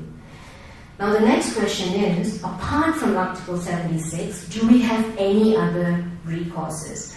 I'm not trying to provide you with solutions here this morning. I'm just trying to think out aloud and see if there's anything within the federal constitutional framework that we can avail ourselves to and see if we can get out of this federal system dilemma. We always say we have a dilemma, but do we find ways to really move out of it? Okay, I'm sorry, this is really, really wordy, just bear with me. All right. Now, the two possible pathways, I'm going to call this a governance model. I'm not talking about revenue, though revenue will feature in this. This is partly a governance model. There are two governance models I'm proposing here. Now, before I go into that, it's really important to understand that the law has very, very strict demands. The study of law, the interpretation of the law, the requirement to come up with principles, criteria, jurisdiction, authority, it's really actually quite strict. But you're trying to juxtapose that along with issues that are complex and dynamic as the environment. So you will not always find the solutions in protecting or conserving the environment or natural resources within the law itself. It's just a tool that facilitates a lot of the political endeavors, really, in truth. So if you were to ask me, the truism here is that at the heart of everything, effective natural resources management is a political endeavor, and the law is just used as a tool to facilitate that process. Now here I'm asking, we extend the notion of cooperative federalism. I still think we have a federalist system, more or less. And cooperative federalism simply means that the federal government cooperates with the state government and induces their cooperation through certain incentives. What I'm asking we do is we try to think about seriously expanding cooperative federalism to natural resources management. Because if we're going to label the current way that we're doing things, I would call it inoperative. And if it continues to be inoperative, trust me, it's going to be a race to the bottom. It really depends on which states deplete and pollute their natural resources faster than the other one. There are no winners here. There are no winners. Now, I wanted to share this quotation by a professor from a Canadian university, a law professor, and he says that cooperative federalism is a useful tool for smoothing out the corners of the square peg of law as we pound into it the round hole of the environment. So there is this recognition here that cooperative federalism is the way to go when your constitutional barriers pose some limitations on how to move forward. So what do I mean by cooperative federalism? It sounds really complex, but it isn't. It simply means that you have to find ways to come up with arrangements and contracts which are intergovernmental and intragovernmental, mechanisms and arrangements for cooperation, for coordination, for co-management, co-financing, co-enforcement, whatever other cos there are, and you will have to manage your natural resources within this kind of a cooperative system. Now, Australia has done this really, really well. They too have a federalist system, if you just allow me. Now, how Australia has gone about this is they've got their federal governments and their state and territorial governments together. They've negotiated what is known as an intergovernmental agreement on the environment way back in 1992. Now, further to this arrangement between the governments, they went on to establish what is known as a National Environment Protection Council. We have a number of councils in Malaysia as well. And further to this, in order to formalize the arrangements between the federal government, the state, and the territorial governments, they came up with an act called the Environmental Protection and Biodiversity Conservation Act. Now, the Act identifies the various roles and responsibilities of the federal and the state governments. It identifies functions, it identifies mechanisms. So it's a way through the law and how you're going to cooperate with each other. Now, this is a possible model for Malaysia, but the political will to do that has to be there. Now, Dr. Bala talked about financial incentives, and I'm not naive enough to suggest that you cannot do this without the federal government giving away money. It's impossible. I mean, you can only induce cooperation, and cooperation has to be induced through financial incentives. Now, the question now is, does the federal government induce it through using access to funds as a means of leverage for cooperation? Yes. But the question is, does the federal constitution allow you to do so? Absolutely yes. If you look at Article 80 sub 5, it says that subject to any provisions of federal or state law, arrangements may be made between the federation and the state for the performance of any functions by the authorities of the one on behalf of the authorities of the other, and such arrangements may provide for the making of payments in respect of any costs incurred under those arrangements. So firstly, you can enter into arrangements. Secondly, you can pay for those arrangements. Alright? So there's nothing that's barring you, at least as far as the Constitution is concerned, from moving into cooperative federalism approaches. Yeah? Okay, my second governance model that I wanted to talk to you about involves amending the federal constitution. Some people like this word, some people don't like it at all. There are two pathways here that you might want to explore and talk about today. Now, the first one is to introduce a new subject matter altogether into the lists. Alright, for example, would you want to introduce a subject matter called environmental matters, environmental management, biodiversity management? You can call it whatever you want. The idea is realizing the problems that we have, taking a more sectoral, exploitative subject matter as a means of integrating environmental concerns. Do you want to provide for one that's exclusively going to look at this issue? I would suggest it goes into the concurrent list. I think the federal list might be a bit difficult to do at this point.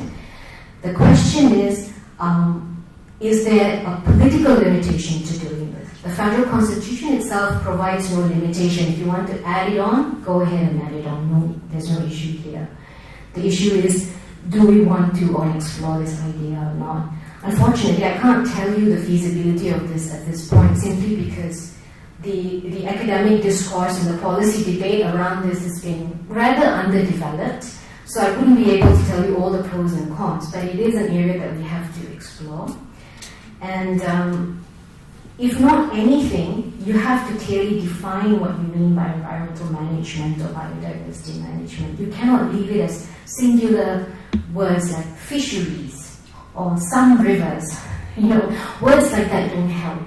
And the Constitution hasn't gone to the extent of trying to define them in very precise terms what you hope to legislate on. And that just leads on to a lot more confusion and murkiness, and it helps nobody. And then from then on, once you've decided this is the way that Malaysia would like to go, then you can start to design a legislative framework that possibly may work. Right? The other one, a little bit more easier to do, I guess, and that involves shifting present subject matters around. So now we have forests. I don't want to talk about land, I just feel it's too difficult, but then it is a possibility too. You could try forests. Possibly forests could be moved into the concurrent list. Right? Now, India made this amendment in 1976. India also had forests on their state list until they realized that a lot of forested lands in India were being converted and leased out for non-forestry purposes. So in order to curb wanton alienation of the land by the states, they moved it to the concurrent list and passed this act. I think it was a Forest Conservation Act. Now, before the state can act on alienating the land for a non-forest purpose, they need the sanction of the government. And this is where the actual government, it's not prohibitory. You're not prohibited from converting, you're regulated. Regulated in the sense that you're given conditions. You must have buffer zones. You must look at the socio-economic impacts that you're causing around the area, alternative livelihoods. You must keep certain sensitive areas intact, for example. So before the federal government gives its consent for that land to be converted, it attaches specific conditions. So you have a certain element of control on how much damage is actually done. So that could be the possible benefit if Malaysia does the same. Then you can go on from there. If you decided that this is possibly going to work, you design a new framework, and your framework can be negotiated between the states and the federal government, outlining your respective roles, your respective functions, your sustainable management prescriptions that need to go into it, financing, most importantly, conflict resolution mechanisms, because when you have concurrent jurisdiction over a subject matter, invariably conflicts will arise. The issue is not to ignore the problem, the issue is to provide a platform where these conflicts can be resolved. So the framework can provide for that mechanism. Monitoring and evaluation and any other specific directions that the state or the federal government may from time to time want to direct on. Now there's one advantage of putting this on the concurrent list, and that also is provided for by the federal constitution. It says that where any law or executive action relating to any of the matters enumerated in the concurrent list involves expenditure, such action shall be taken under this constitution as will ensure, unless otherwise agreed, the burden of that expenditure is borne by the Federation. Right? If the expenditure results either from federal commitments or from state commitments undertaken in accordance with federal policy. So if the states put into place, under legislation of concurrent nature relating to forests, certain types of arrangements, we keep aside this buffer zone, we keep aside this high conservation value forested area, you are entitled under the federal constitution to receive compensation for it, or money for it. Okay? So that's an added advantage of having it on the concurrent list. You're federally, constitutionally bound to pay for it. So in summary, once again, some of the models that we can explore if we want to move ourselves out of this dilemma is to consider these actions. Use the existing underutilized provisions of Article 76 that talked about the international treaties. One thing I wanted to point out was the Vienna Convention, Article 27 of the Vienna Convention, expressly states that when it comes to implementing treaties, parties are not supposed to say that their internal law prevents them from doing so. But I think Malaysia, time and time again, tends to hide behind this, especially when we've signed on to the Vienna Convention. We really have to find our way out of this problem without resorting to federalism. It's an excuse for not implementing our treaties. Secondly, amend the federal constitution by firstly a duty to protect the environment. Give the constitution an overriding importance in relation to the environment, and all other issues might fall into place. Use cooperative federalism to its fullest potential, and of course it has to be underscored by creating your bilateral agreements and arrangements and your revenue support. Make amendments to Schedule 9, so there are two types of amendments that you can make, either by introducing a new subject matter or shifting your current subject matters around. So I think that in a nutshell is my presentation this morning. Thank you very much. Right, thank you very much, Peter. I think that gave us an insight onto the federal constitution, some mechanisms to try to bridge this federal state by cooperative federalism, very interesting terms, seeing what India has done. I mean, it's quite true, our constitution is very much from the Indian template. I think we're going to move on to our next speaker who's going to talk to us on land matters. So we have heard about two speakers so far, one talking about incentivized states, one will give us a quick background about the federal constitution and what ways to probably tweak the constitution to get things moving. Now we'll go to something really important and very fundamental, policies, governance, the government itself on issues of land. Just like to know, a show of hands, how many of you have not been to Penang? One. Okay, Mr. Yeah, come on. All right. Actually, something very interesting. When British government first came to Malaysia, they first made acquaintance with Penang in the late 1700s, right? And when they helped the Sultan Kedah to win the war with the Siam, they were very interested in Penang. Penang is beautiful, it's amazing, right? So they got it from the Sultan, but they leased it at 6,000 Spanish dollars. I don't know why Spanish, maybe Hamza was involved in it. But 6,000, and for Seberang Perai was another 4,000. So it's 10,000 Spanish dollars since 1800. And till today, the federal government is paying Kedah 10,000 ringgit Malaysia every year for Penang and Seberang Perai. That's just a bit of and recently, last year, if you have been following the mainstream media, there was this debate, whether Kedah should take back Penang, or should Kedah now say that 10,000 ringgit Malaysia every year for Penang and Seberang Perai is not enough, based on appreciation of the ringgit or depreciation. Okay, so we should ask for more. So to talk more about land matters, we have here with us very senior member of the government of Malaysia, Mr. Anish. Anish has got a long CV, but Anish works with the Department of Land and Mines. So if you want to ask about bauxite, he's the best person. And he's under the department comes under the Ministry of Environment and Natural Resources. Anish is the Principal Assistant Director. He has been involved in many important things. He was involved in the amendments of the National Land Code 2008, Continental Shelf Act, and he was the pioneer member of the National Land Code Legislation Review, and he has written many papers with regards to land issues. So without further ado, let's join me in inviting Mr. Anish Ganeshan to present his paper on land issues. You want to speak from here? Yeah. This one in front, this is from the user. Okay. All right, thank you. From back. Yeah, thank you. Thank you. Before I start, I would like to apologize on the typo in the slide. It should read implications. So someone will get a real good once I go back to the office. Thank you, Brother England.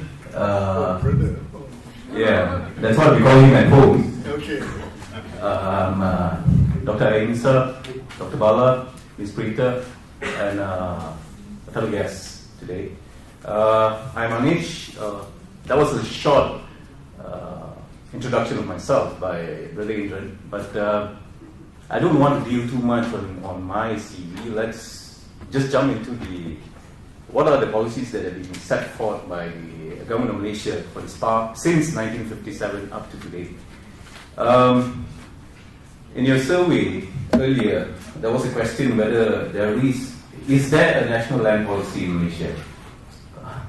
Sadly, no. Okay, we do not have a documented policy on land in Malaysia.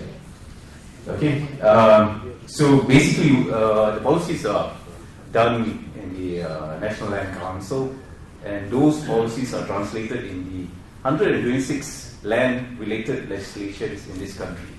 So if you're into land administration system, there are a lot of books, there are a lot of legislations for us to follow, because each state have their own separate legislations. There are rules, regulations, and also state rules. So when you're talking about the land administration in Malaysia, it goes Peninsular Malaysia has one jurisdiction, Sabah has a different jurisdiction, Sarawak has a different jurisdiction. What you're seeing here is the cover of the National Land Code. This one, this code is used in Peninsular Malaysia. So in Sabah you have the Sabah Land Ordinance, and in Sarawak you have the Sarawak Land Code. Most of these jurisdictions are based on the tolling system, which was brought by to Malaysia, based on the system which is practiced in Australia and a few Commonwealth states, for example, Canada. And we depart from the lead system which is practiced in many other jurisdictions, where registration of your interest is a compulsory thing, and it also provides you the rights and what are your enjoyment on a particular area. Okay. This is going to be the scope of my presentation. We'll look into the structure of land administration in Malaysia. What is the essence of land administration? The Malaysian land policy framework that we hope that it could be documented. The issues and challenges that we are facing now when we are talking about land issues, and also some of the implementation strategies that the government has taken, which the government has taken, and also some of the strategies that we could put in place for a better future in land administration. Basically, this is what the land administration in Malaysia is. It's a three-tier administration where you have the federal government and you have the state government, the federal level and the state level. The state level is divided into two. You have the local authorities and also the state, which regulates land use and also land alienation to individuals or public sector, individuals, companies, or to the federal government. So basically, my section will be the speed breaker or the roadblocks to what Dr. Blala and also Ms. Prita has said.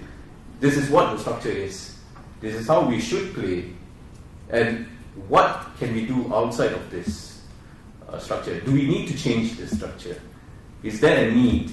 How strong is the political will to change the structures? And are we doing enough within the legal framework that we have in place today? So first of all, if you look at the Constitution, you have the 9th schedule where Dr. Bala and also Ms. Prita have said from the earlier presentations, where you have the state list and you have the federal list. When you look into land matters, it falls under the second list of the 9th schedule, and it is the first item of the state powers. First of all, you have to understand that the concept of land in Malaysia mirrors the concept of land in England. Land belongs to the Crown. So in this case, the land belongs to the state authority. If you look really deep, even in the land code, when you look at the definition of state authority, it means ruler in council. So the word ruler still stands there, and land belongs to the Crown. So from the delegation of power of the ruler through the state authorities or the state excos, land are being disposed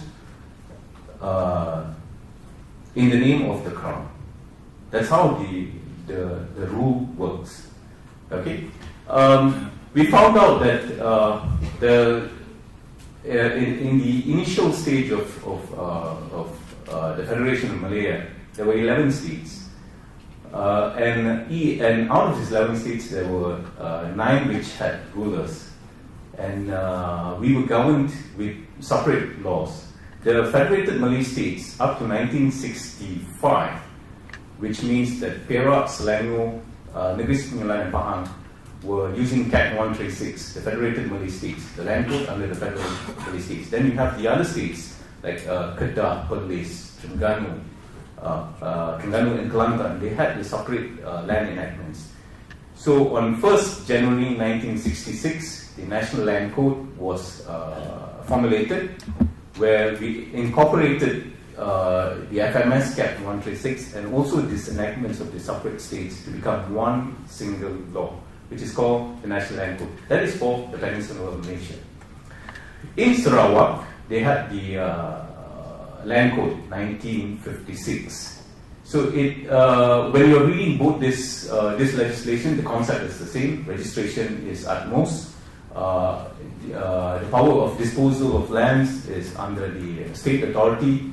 The creation of titles, reserve lands, what are your rights are all stated. And it is similar between the jurisdiction of Sabah, Sarawak, and also Peninsula Malaysia. So we are focusing more on the Federation of Malaya, the Federation, and also the Peninsula Malaysia. Because if you look in the Federal Constitution, Article 91 states that we have a National Land Council. The National Land Council is consisted of the head of governments of each state and also 11 members from the federal government. Okay, it is chaired by a minister. It was not stated in the Federal Constitution who the chairman is, a minister which is appointed by the cabinet. But until today, the National Land Council is chaired by the Deputy Prime Minister of Malaysia. So policies which relates to forestry, mining, and land is discussed in this council.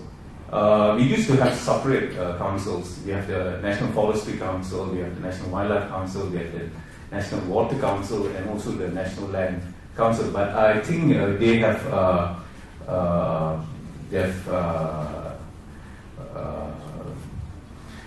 putting together all these councils under the National Land Council. So except for the Water Council is separate, but the National Forestry and also the Wildlife is also being discussed in the National Land Council to cut down costs and also bureaucracy. When you look at the National Land Council in Article 91, you see it states that it shall be discussed between the federal government and the state governments, and whatever policies shall be executed by both states after consultation. But in 2008, there was a very we were heading towards a constitutional crisis between the federal government and also Perak, when the Perak state government issued a statement that all leasehold lands would be converted into freehold lands. We amended the National Land Code in 1986, where alienation of freehold land will only be given in three conditions. One is to the federal government, number two is to the state government, and number three, under special circumstances. So the Perak state government played on the third aspect, alienation of land under special circumstances, because we do not have guidelines on what special circumstances were. And the federal government at that point, being a new government after the 2008 elections, and at that point the state government of Perak was on a different, had a different government from the federal government. We felt that there should be some understanding between all states, and we amended the code in 1986 is to control land alienation and to limit the years of tenure of the land to individuals. Because alienating lands under freehold, that means the prices would shoot up, land acquisition would be very expensive. Having a term or a tenure limits the usage of those land to an individual. So let's say in the rules for industries it's 60 years. For residentials it's normally 99 years. And 30 years is basically for very, very high impact industries to the environment. So those are some of the guidelines. So 91 states that there should be some consultation. But when it comes to Sabah and Sarawak, Article 95E states that whatever they do not need to follow policies which are done by the National Land Council. So Sabah and Sarawak have a larger room for them to maneuver when it comes to implementing of national policies relating to land, wildlife, and also land, wildlife, and also on mining. So you get a position where the federal government is trying to impose some policies, but then within the law there are some limitations of these policies being implemented on the ground. So these are some of the main issues that we are facing, and we feel that the legislation should be tweaked a little bit, but not too much to give away some of the powers of the states. So this is basically the structure. The Secretariat of the Council is the Ministry of Natural Resources and Environment. We are the Secretariat of the National Land Councils. So all policies that had been enacted from 1957 up to today is compiled in our ministry. And if you come to our library, you can get most of the decisions which were made from 1957 up to 2015. We'll be having a special session in 2016 because we are pushing for the amendments of the National Land Code, the Strata Title Act, and also the Land Acquisition Act in March, if everything goes well with the National Land Council. So you have a few changes in the land legislation in Malaysia. This is what the federal constitution states about land administration in Malaysia.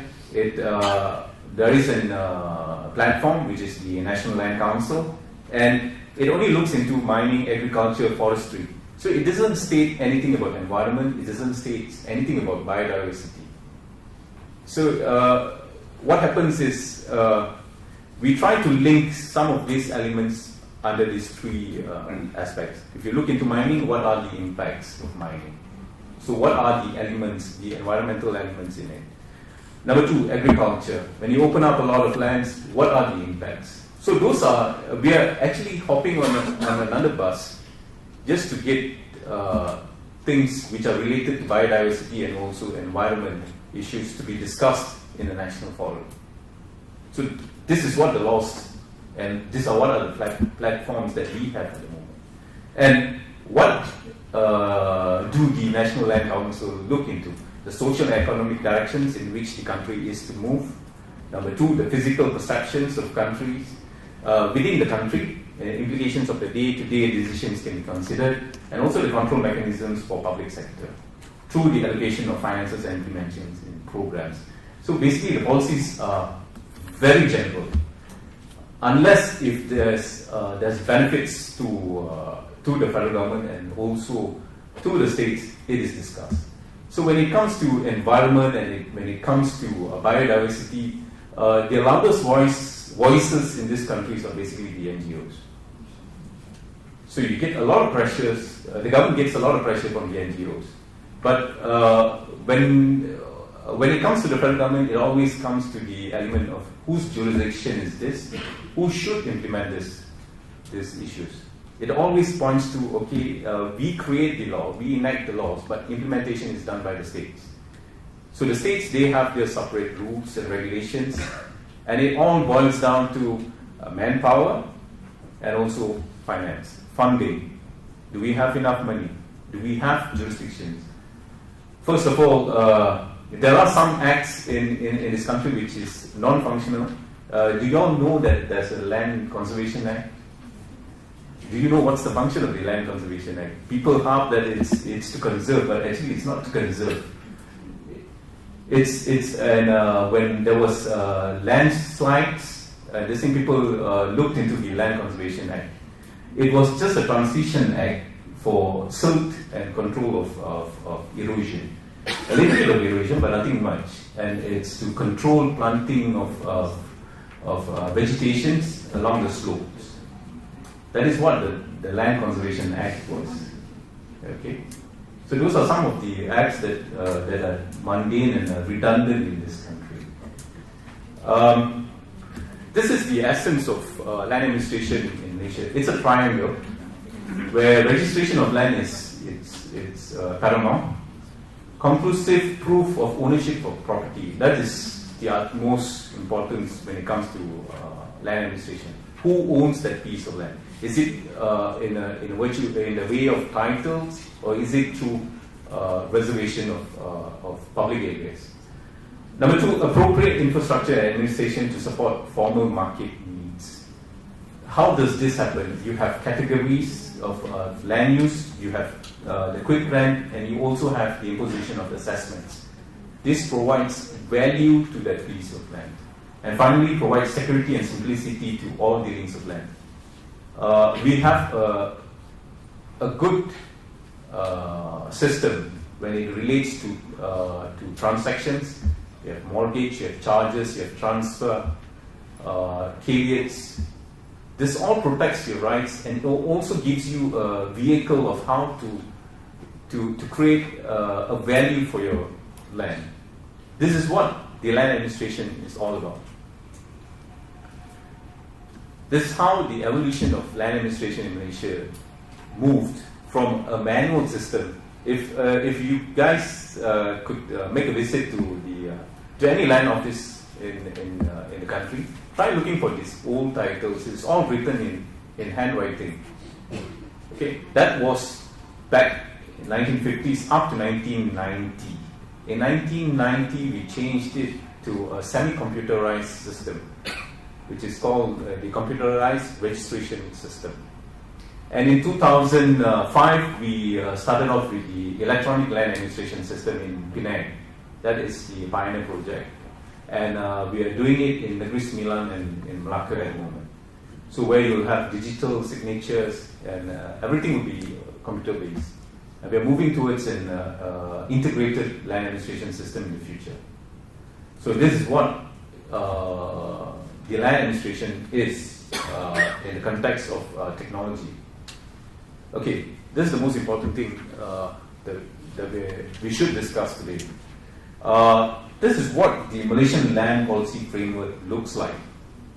It is not documented. This is what the department is looking into. And this is what we hope that the Malaysian land policy should look. It has to have the basis of having a national land policy. It should have a federal-state interaction. That's the most important thing. Because, first of all, land is the jurisdiction of the state. So you have to have institutional arrangements, capacity building, education and research, services to business and for businesses and also citizens, coordinated land information system. It all derives on the knowledge of land first. So you have to have facilities, you have to have infrastructure which supports land literate, to create a land literate society. So once you have that, then you have means and mediums of how to enact your legislation to attract elements like land tenure, land use, land development, and finally land value and taxation, which puts the dollars and cents in your land use. First of all, land tenure. Currently, you hold land under two methods, two ways. One is you have a title or you have a license. Your license is a very short-term license which goes for a yearly basis, or it can be extended to 3 years. This is what is practiced in Cameron Highlands. You get all those vegetation farmers around Cameron Highlands. Those guys are holding temporary occupation licenses, TOLs. We only have about nearly 100 over titles in Cameron Highlands. Okay, those are the initial ones. So with the opening up of a lot of lands in Cameron Highlands, because of hotels and condominiums, you have a fluctuation of land titles. But the farmers, most of them are using state lands, and the land office have issued TOLs. Okay, temporary occupation license is just a temporary permit for you to use the land. You do not have rights. You can cultivate in those on those lands, but the revenue to the state is very small. Okay. When it comes to titles, should we still continue freehold titles? That means a term of in perpetuity. Do we still need that? Because land is very scarce, and if you give a long duration of time to titles, it could affect the replanning and redevelopment of areas. Currently in Piche Old Town, most of the land titles are going to expire.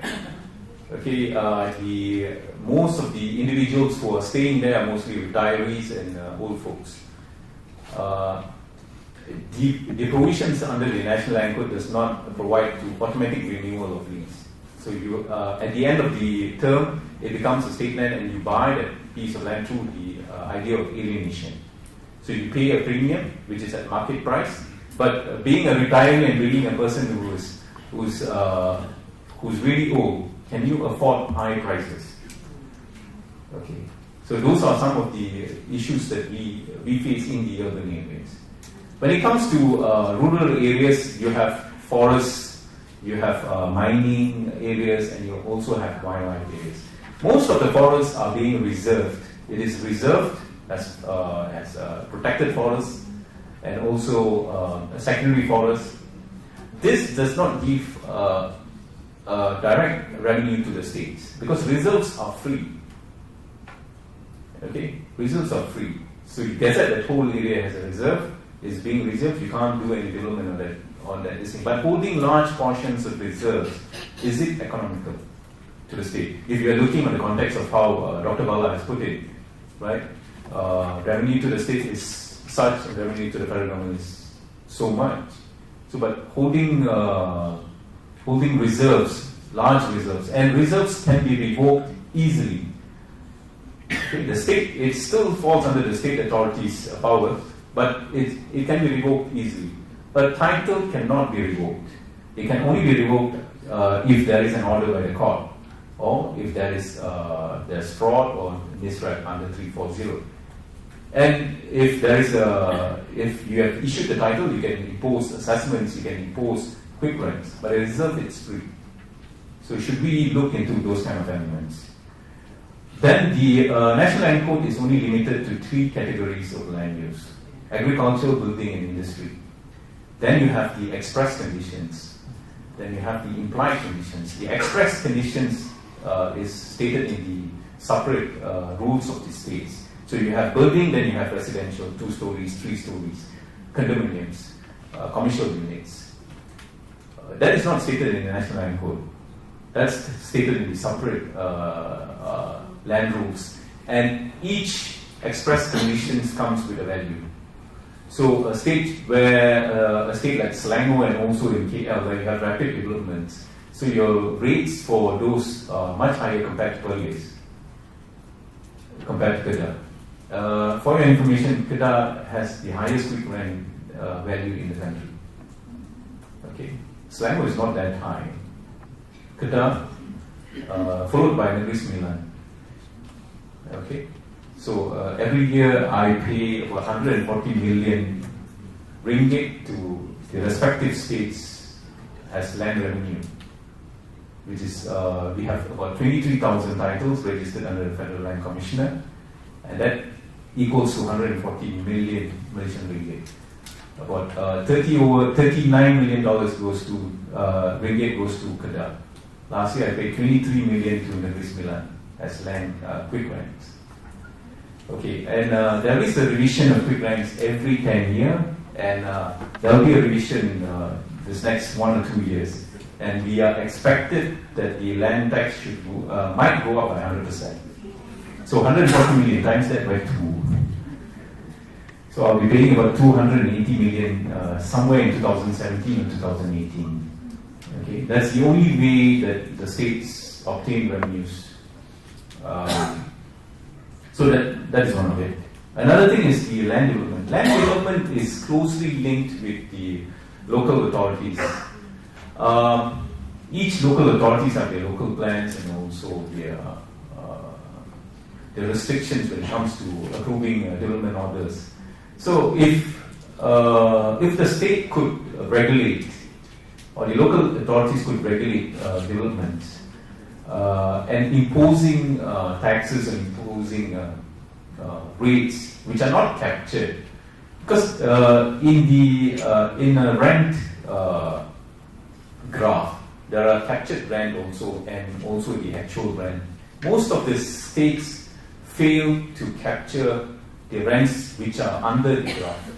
So if I may, if you have a marker, in the graph, under the graph there are a lot of values.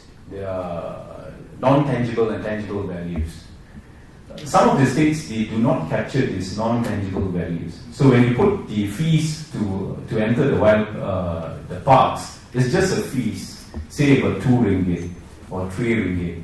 Does it capture the whole value of that whole area that's being enjoyed by the visitor? So those are some of the elements that the state authorities should look at, and also these respective departments should look at. When you put a value to your facilities, does it take into consideration all these values? If you can do that, then I think you are changing your resources. For every resource that's being used has a value. Now it's only on face value. So that means, say, a log is so much per ton, that's what you charge. But what are the costs that you lose when you log it? What are the tangible costs? What is the non-tangible cost? That's not taken into consideration by most of these entities which impose fees on those. That is how we could generate revenues, and we could provide an essence to some of these entities and some of the state governments when they look into biodiversity and also conserving the environment. These are the issues that the department has identified. First of all, there is ownership of land and urbanization pressure. Number 2 is the land rights. There are some grey areas within the National Land Code and when we are talking about rights. Number 3 is planning regulations and laws. You get some of the planning regulations is enforced in some areas, and in some areas you don't get them. Because if you go to the respective areas, there are some local authorities which comes under the local authorities, and some comes under the district officers. The district office collection of assessment is way lower compared to some which are collected by the local authorities. Like in DBKL, the whole of KL is under DBKL, so you pay an assessment. If you go to some of the smaller states or the states where you look where development is not that rapid, you get this. So a local council where the whole area is gazetted as a local council, you pay higher assessment. Which are outside of the outliers, you pay less. So you're not actually covering the whole area, and it's also very sporadic.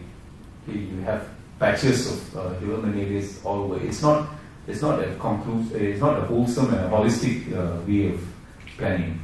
Compulsory land acquisition. We find the Land Acquisition Act 1960 is a draconian law. Okay, if the government feels that we need to take the land, we pay adequate compensation. That is protected under the Constitution, Article 13. We pay you adequate compensation, but we feel that there should be some way where we should not resort to land acquisition, but more towards some other milder way, because you cannot contest a land acquisition on the idea of acquiring land. You can only contest on the value, the area, and to whom the compensation will be dispersed. There's a court case today in the newspaper about the acquisition of Ampang Park for the MRT. The Court of Appeals have put a stay order for the land administrator to pay compensation to the respective strata title holders. So let's see what happens in the federal court. If there is a decision there, then we should look into the Land Acquisition Act again, and how we can play around with those elements. Environmental degradation. We do not have anything that states under the National Land Code. Because if you look into the National Land Code, it is enacted under Article 76, sub 4. where it only looks into the titles, registration, rights of tenants, rights of ownership. So it doesn't pay much attention on environmental issues in the National Land Code. So you don't see anything about environment, you don't see anything about biodiversity in the National Land Code. There's no word of environment. There's no word of degradation or anything in the National Land Code. It's per se on your rights, how you can apply, and what you can do on that land. Malay reservation land, that's another huge subject. And housing policies. Now we are getting a lot of housing developers converting agricultural land into houses to accommodate the so-called fluctuation of population. But you only see this happening in areas which are close to major cities. A big change is if you take the highway, if you're passing through Nilai, Labu, Seremban, say about 5 or 6 years ago, it used to be covered with oil palm plantation. Now it's just being chopped off. You get Sime Darby in one side, you get IGM in one side. Okay? So what are we doing about that? We can't do anything because it's how the states are planning their development in that area. And it's also supported by the local plan. Okay, the plan has been gazetted that this area should be this, but with political will that those plans can be altered. Alright? The state authority approves the plan and the state authority revokes those plans. So if you are a state authority which are looking into dollars and cents, so you forego this aesthetic values. Because in countries like Malaysia, environment and also biodiversity protection is so-called aesthetic. It's not an everyday thing. It's not a need. It's just a luxury. Then do we have the avenue to hold those kind of luxuries in this country? Is that the need? That's what is being created in most of political people here. Do we need that? If you are asking me to protect that, you should fund this. That was how the policy of the government was a long time ago. If you want to protect bioforests, pay us something. Because you should not deprive the development of an individual country just because it's for the benefit of the whole world. So those are some of the concepts that those selfishness within some individuals that we should explore. We should change those kind of mentalities. Indigenous people, the Orang Aslis, that's another very main issues in Malaysia. Of course, we do have the Orang Asli Act, but are we making full use of it? That's another question. Because there were opinions from the Attorney General's chambers that reservation of Orang Asli comes under the federal list. But if you read the Constitution, it is the welfare of the Orang Asli that falls under the federal list. So does welfare cover land rights? Does welfare cover usage of land? And also land administration issues. When you have the issues, you have strategies. These are some of the strategies that we have planned and we have been implementing when it comes to tackling those issues to improve the land literate base. Before 2009, most of the amendments to land legislation laws were done internally. So that means the policymakers feel that we should amend the land because of certain push we amend, and the public is left in the dark. And then suddenly you see that there were some amendments to the National Land Code, and you don't even know about it. But in 2011, we put up a consultation paper on some of the reviews and some of the needs of amendments, and we put it to the public for the very first time in the history of Malaysia. I think you still can get the consultation paper online if you search for it and some of the issues. Enhanced sustainable utilization of land. These are some of the aspects that we are looking into on sustainable development when it reflects on development of local lands and also alienation of lands. Development of Center of Excellence in Land Administration System. We have an institute in Berang. If you have the chance to go to Berang, you can go to the National Institute of Land and Survey. Strategy 4 is to strengthen an institutional framework for land management. We are also considering to create a Land Consultant Act.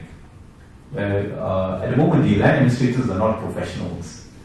So to give an incentive to this land administration, we are trying to make a professional body like geologists and also surveyors.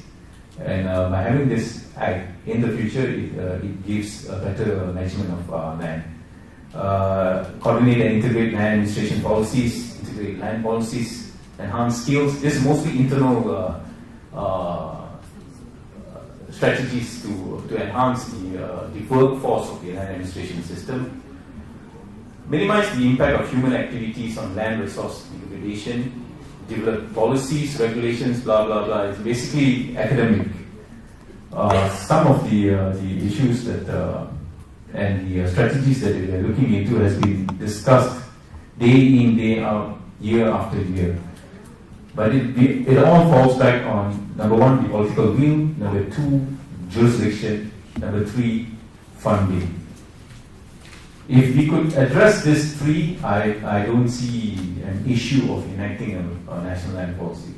Because the thing is that when you create a national land policy, you have to look into wildlife, you have to look into forestry, you have to look into water, you have to look into businesses. It's just not land per se. So we have to incorporate the wildlife policy, we have to incorporate the biodiversity policy also into, because land is everything. You can't dissect wildlife out of the land. You can't dissect forestry out of the land.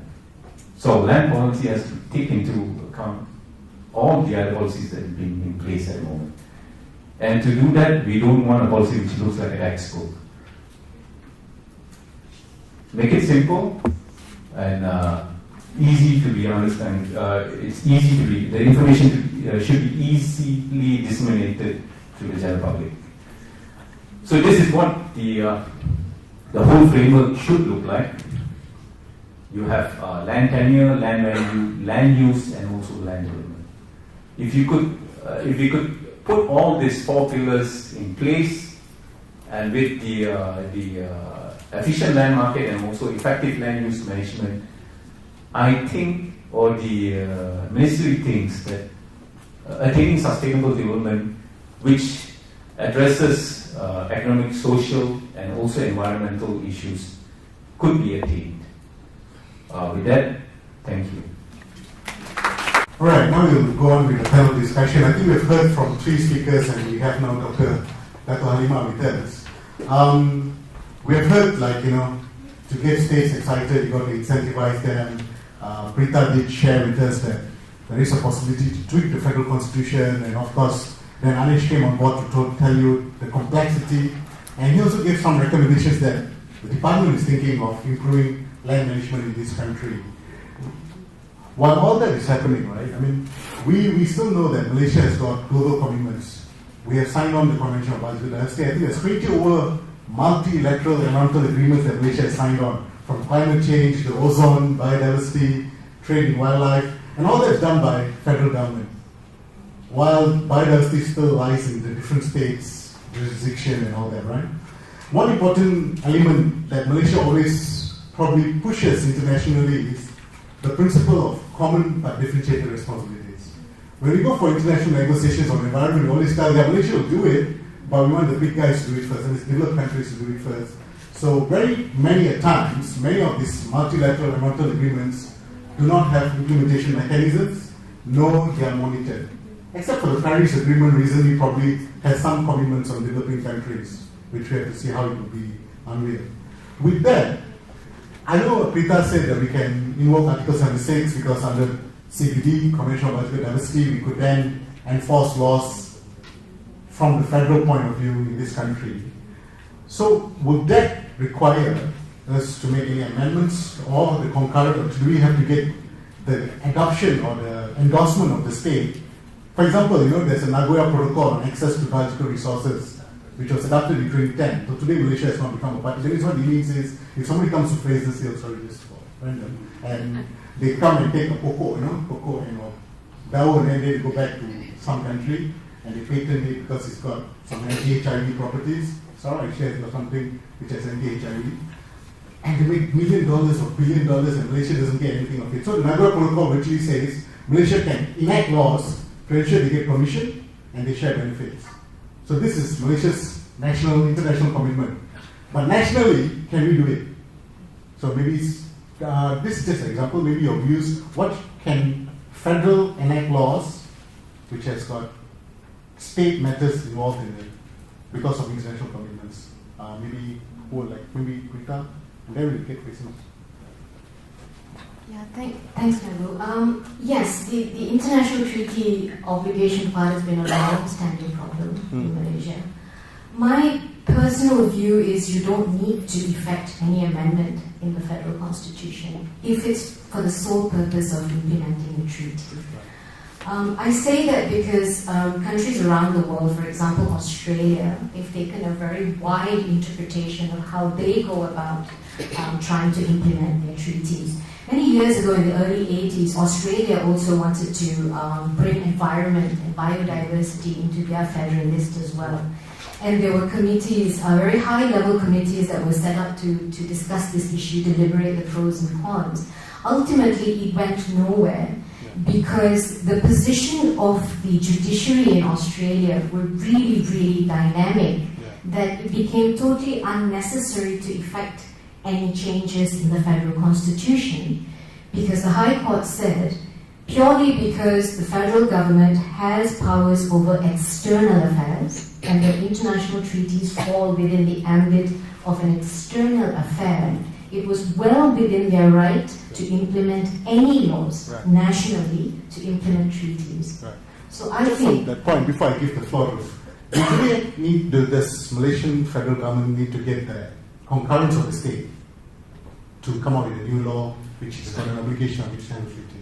No, it doesn't. I mean, okay, the right or the power to enter into a treaty is an executive function, right? The executive decides we'd like to join these treaties, we see some benefits in joining these treaties. It is not put to Parliament whether Malaysia should or shouldn't become a member of a treaty or a convention. But what Malaysia cannot do is, it cannot then proceed, the executive cannot proceed to make laws. For that, you have to come back to the legislature to do that, because it's the strict separation of powers, right? Technically, you do not have to ask Sarawak or Sabah or Negeri Sembilan. Well, it's always good to consult, but purely on a legal basis and a right to do so, no. Okay, that's interesting. We'll leave it at that and you'll come back to that later, because there is a court case which is quite interesting, which we'll come to later. Now maybe I'll open the floor for questions. Please state your name and institution just for them to know who you are, where you're from. Any questions? There are colleagues who are running around with mics. I see one hand. Thank you. I'm Mike Kavanagh. I'm retired from WWF, but I do a lot of work with the RE as well. I wanted to try and suggest that we have to find some way of thinking out the box, but you've already put your finger in it in your question just now about are there ways of using the law to get around the state-federal dichotomy.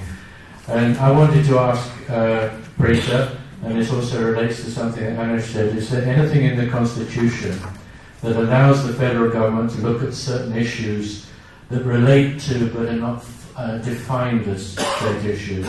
What I had in mind was to take something as important as human health and say that human health depends to some extent on water. We can't do without proper water resources.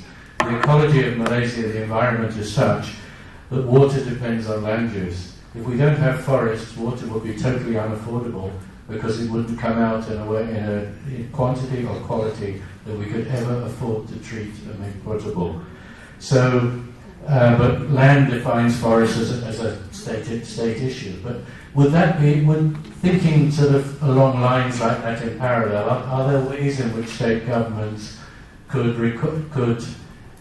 interfere, or whatever you want to say it, or make rules for natural resource management that's a state issue by requiring that it does a certain function?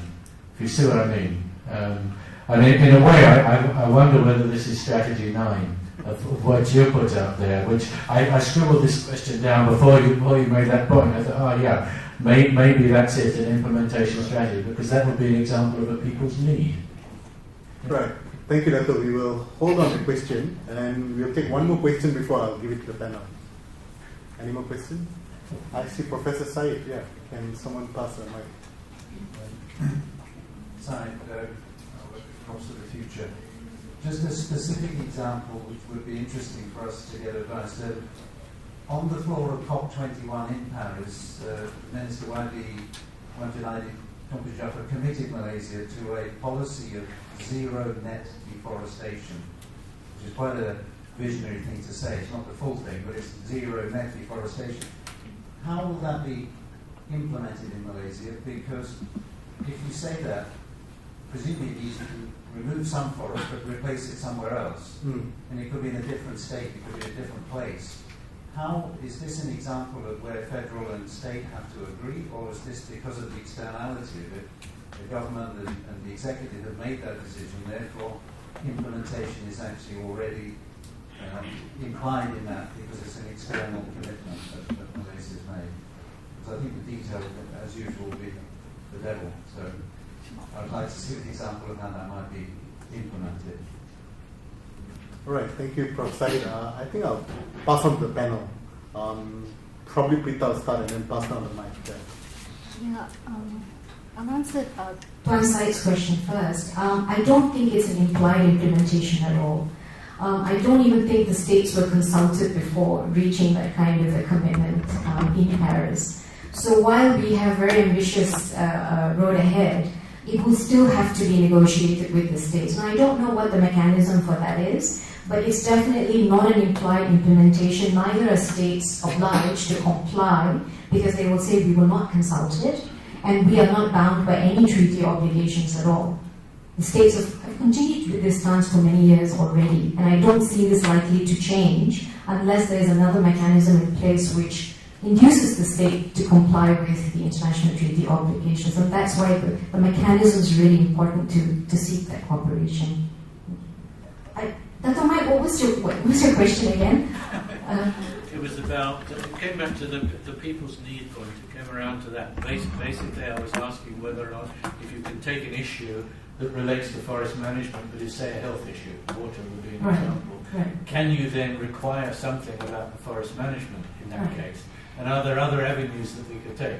It seems like we need to think outside the box about this whole thing, because we've been talking about this problem of states not having the money to do things for 30 years.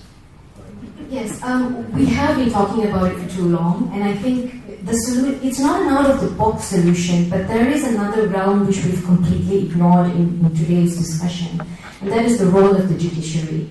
Now, if you look at the right to a clean environment, because it's not provided for in our constitution, so if you want to bring the elements of a right to a clean environment, you have to link it together with the fundamental liberties that are provided for in the federal constitution. So Justice Gopal Sriram many years ago in a case said that a right to life included a right to live in a relatively clean environment, of course. So who takes cognizance of this? Who takes cognizance of the fact that all of us do have a right to live in a clean environment, and because of that, the states or the federal governments are induced to think out of the box about federal state jurisdictions, but owing a people a right to a clean environment. And I think the judiciary needs to play a much, much more dynamic role here in setting certain principles straight. So unless they're getting involved in the dynamics of this conversation, we're still going to go around talking about strict state-federal relations and jurisdictions, and we're never going to get anywhere with this. But that's my opinion anyway. On the matter of zero net deforestation, I think it's all, it goes back to the mathematics about it. I think what YB 199, but I don't have the details. It would be zero net deforestation is, it will be a simple mathematics where the government will look into how much areas there will be forested and how many areas will be replaced, and the difference of those would be that difference would be zero. That would be one. The second thing is that the current law, the National Forestry Act, says that any revocation of forest reserve has to be replaced, and the replacement has to be done within the same state because it's not transboundary. Okay, that will be an issue there when if you say that you are deforesting in Pahang with an area which is bigger than Perlis, then you expect Perlis to conserve the forest. It doesn't make sense. So I think there would be some consultation with the states, and most probably when the ministry comes out with the mechanism, it will be tabled in the National Land Council, where there will be consultation with the respective states. If there is a concurrence in that idea, then it will be translated into a national policy, or it will be translated into rules and regulations. I don't think so. We will amend the laws. There will be separate regulations within the states, where any implementation of laws which pertains to state matters, there are regulations. There will be some amendments there. I think that would be one of the methods, Prof. But the details, because we haven't seen the report yet from the ministry, so we don't know what actually it is. But I think so it's just a ploy of mathematics when it comes to zero net deforestation. And when I agree with your opinion that we should relate issues which relates to the well-being of humanity, and I think we could use some of this elements where you highlight the issues which are very close to your heart, rather than looking into the perspective of the whole story, because the government is the caring government. And what that is looking into is the well-being of the rakyat. So if the NGOs or the individuals who are coming in to put a claim or put an effort to push some issues to be implemented, they should target those elements which are close to the rakyat. This will affect this will affect the rakyat. So if you could put the presentation is done in a way where it affects closely to the right, I think there might be some policy changes within the legal framework that we have at the moment. But the thing is that we do cry on issues which are really far away from the riot. Like in the recent issues of bauxite and stuff, it only relates when the government had to make a decision where there will be a moratorium on bauxite activities. But those moratoriums are on the export of bauxite, because that comes under the purview of the federal government. When you look into the issuance of license, that comes under the purview of the states. So you can still mine, but you can't export, right? So those are some of the issues that we have to look. But I feel if it's highlighted through the right avenues, then there is ways to put in policies which relates to environment and also degradation.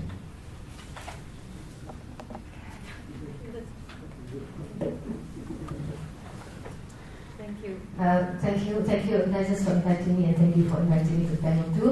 I'd like to respond to the two questions. Dr. Mike, your question on taking the other list that we can go in, and in fact, as far as I can remember, that's what the government has been doing. Because the Environmental Quality Act, we look at it, we take health and industry. because environment was never in the constitution. When the government comes back from the 1972 Stockholm Conference, then the Environmental Quality Act was enacted in 1974, and the Department of Environment was established in 1975. And the angle or the area that we take in is through the constitution is factories and health.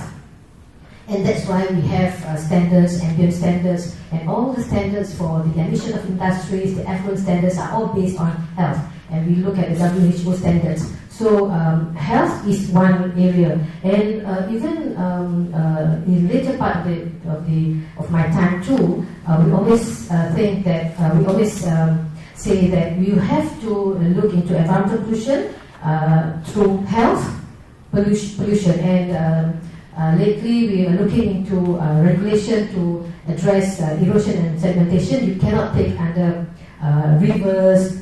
You have to look back into the EQA and define as what is pollution and what is the pollutant. The silt sedimentation is a pollutant that can cause pollution, and that is the angle that we are trying to work through. So maybe we can work hard on health, factories, and also security, even landslides, disasters. You can go through security, safety and security. Perhaps that's one area that we can push through. And environment was not in the constitution is not something new. Prita has mentioned that maybe we can amend. We have addressed this issue as far as I think 25 years ago. Even during Dr. Baka's time, we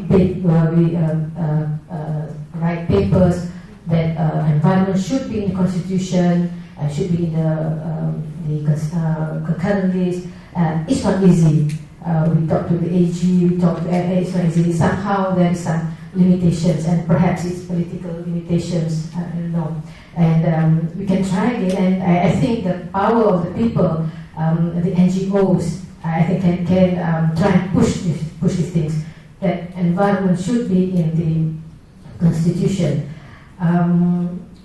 The other part, even land, forest, is a state matter. But another area that we have been trying to push is that we are not going to be prohibitive. It's land matters, you can develop, but it has to be regulated.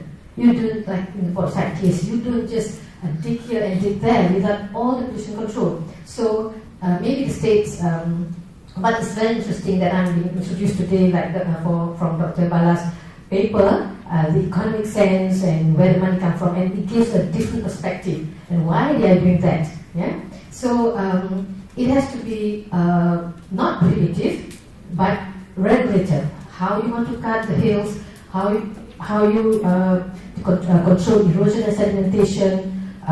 You just don't develop a piece of land without regard of the environment and the rivers and especially the ocean and BioD and things like that. And the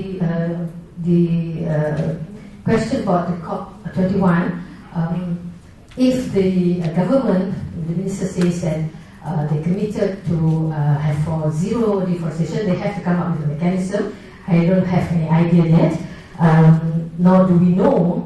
But as what Anna should be saying, it has always been said that if you want to decazette a forest, it has to be replaced. But even that has been in the policy, but even its implementation is also very difficult. It's easy to decazette and to develop a piece of forest land, but it's very difficult to replace it. That I have for the time being. Thank you. I'd like to respond to Prof. Said's question. I think that statement from the minister to me comes as a surprise and also comes across as strange. Don't tell him. Because I believe, because whether you want to deforest or reforest, it all depends on the state.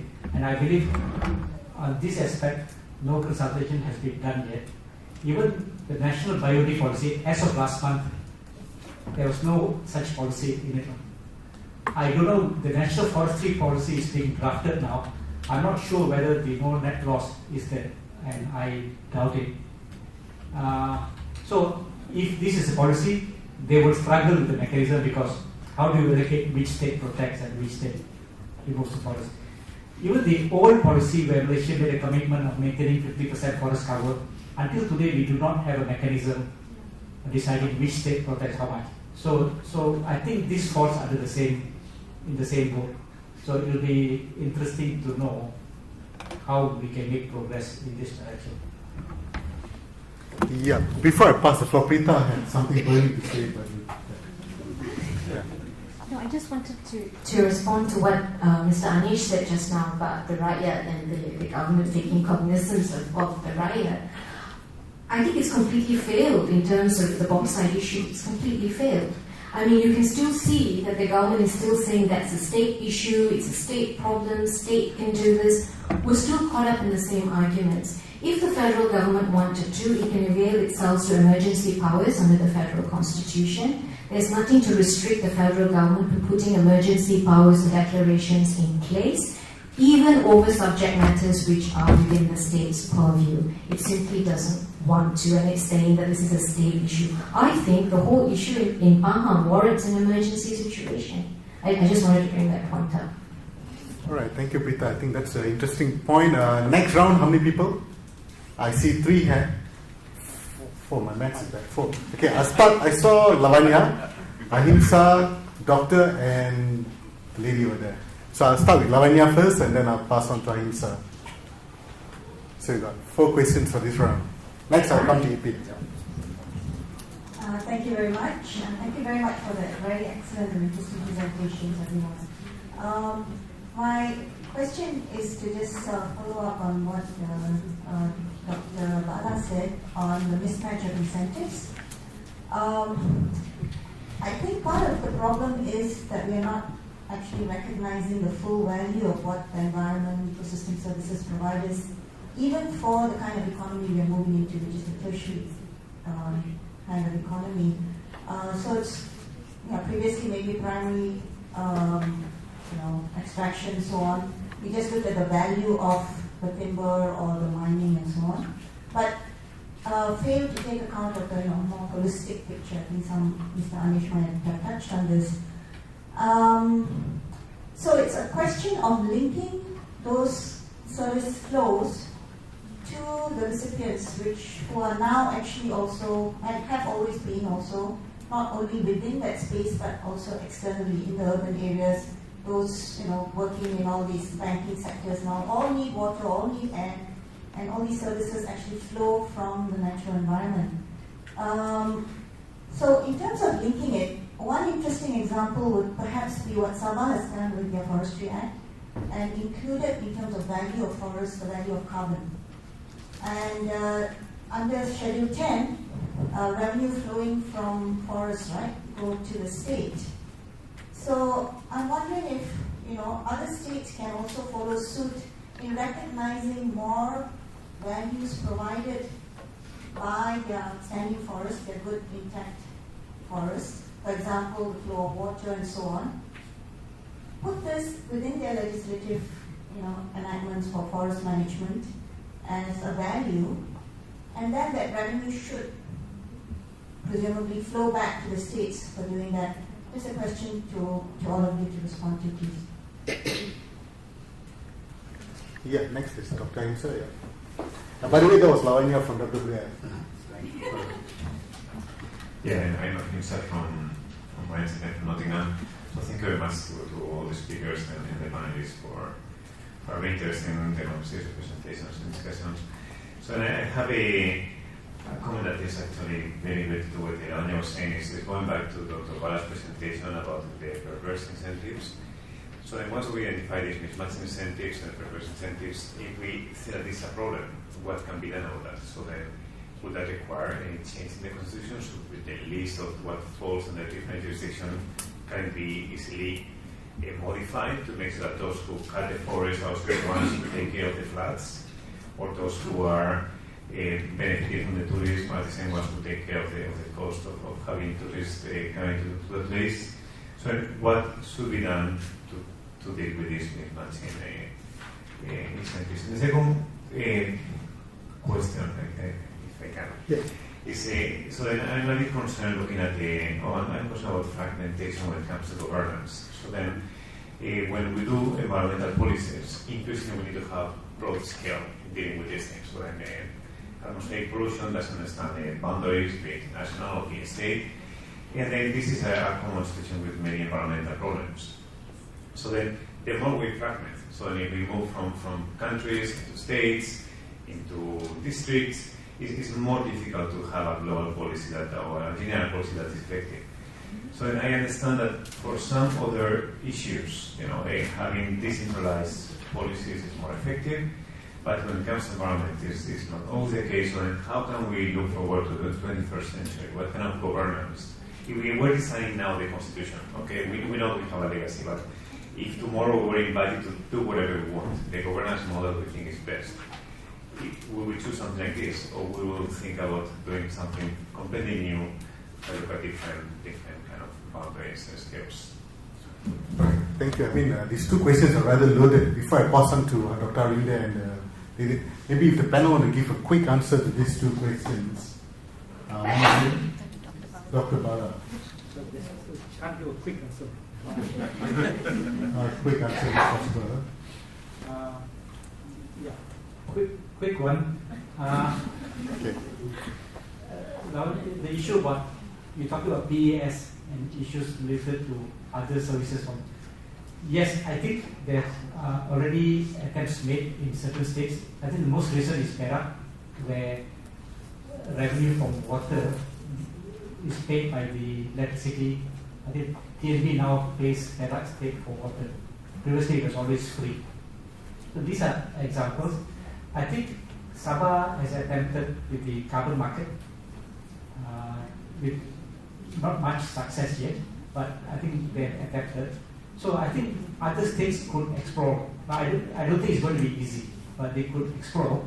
But the reality is the temptation to clear forests and build houses. The urge is 100 times stronger than trying to make money from water. So that is going to be the problem. The quick answer to Ahimsa's question is there's actually no quick solution. There are two things. You're talking about this powers incentive, that's short term and long term. Short term, without changing the constitution, whatever, we could regulate the way federal government gives grant. That means they must be linked to a desired outcome. At the moment, the grants are given, if I like you, I give you, if I don't like you, I don't give you. So they must be linked to a certain criteria.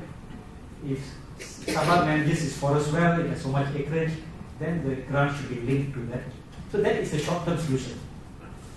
But the long-term solution requires changing of the fiscal system, because the inherent incentives can only be changed if the fiscal system is changed, but that will take a long time.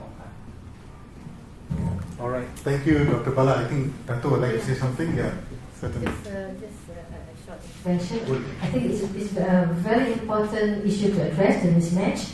And the thing that here the polluters are not paying, the federal government is paying, and it is also a very important issue to address.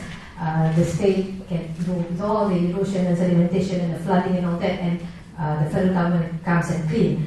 This is a very true picture of what happens in Cameron Highlands, where the federal government comes in with the police, the Majlis Keselamatan Negara comes in to clean up, to do the enforcement. I think if we were to address this, it has to be done not in an ad hoc way, not in a state initiative. It has to be done at a federal initiative. I think we have to rope in the Ministry of Finance and have a mechanism how the financial flow and how the state can benefit. Of course, the responsibility of the federal is very big, with security, with health and education, which take chunks of the money too, but if the model that we see is not being addressed, we get into more and more trouble. And I also like what Atin was saying, what can we do? I think we have to go to the highest level. And I do not know, in fact, this is the first time I'm hearing from Dr. Bala, the mismatch and the flow. Because when I'm in the department, we say this, you have to follow the act, you go and do the penalty, and trying to make the act and regulations more stiff and more stiff. Even the minister says the EQA need to be amended. Yeah, you can amend, and it doesn't solve the problem, what Dr. Bala is saying. And Dr. Bala, is the first time I see you should present it to the cabinet. Thank you. Just a short intervention, Bala should stand for election. That's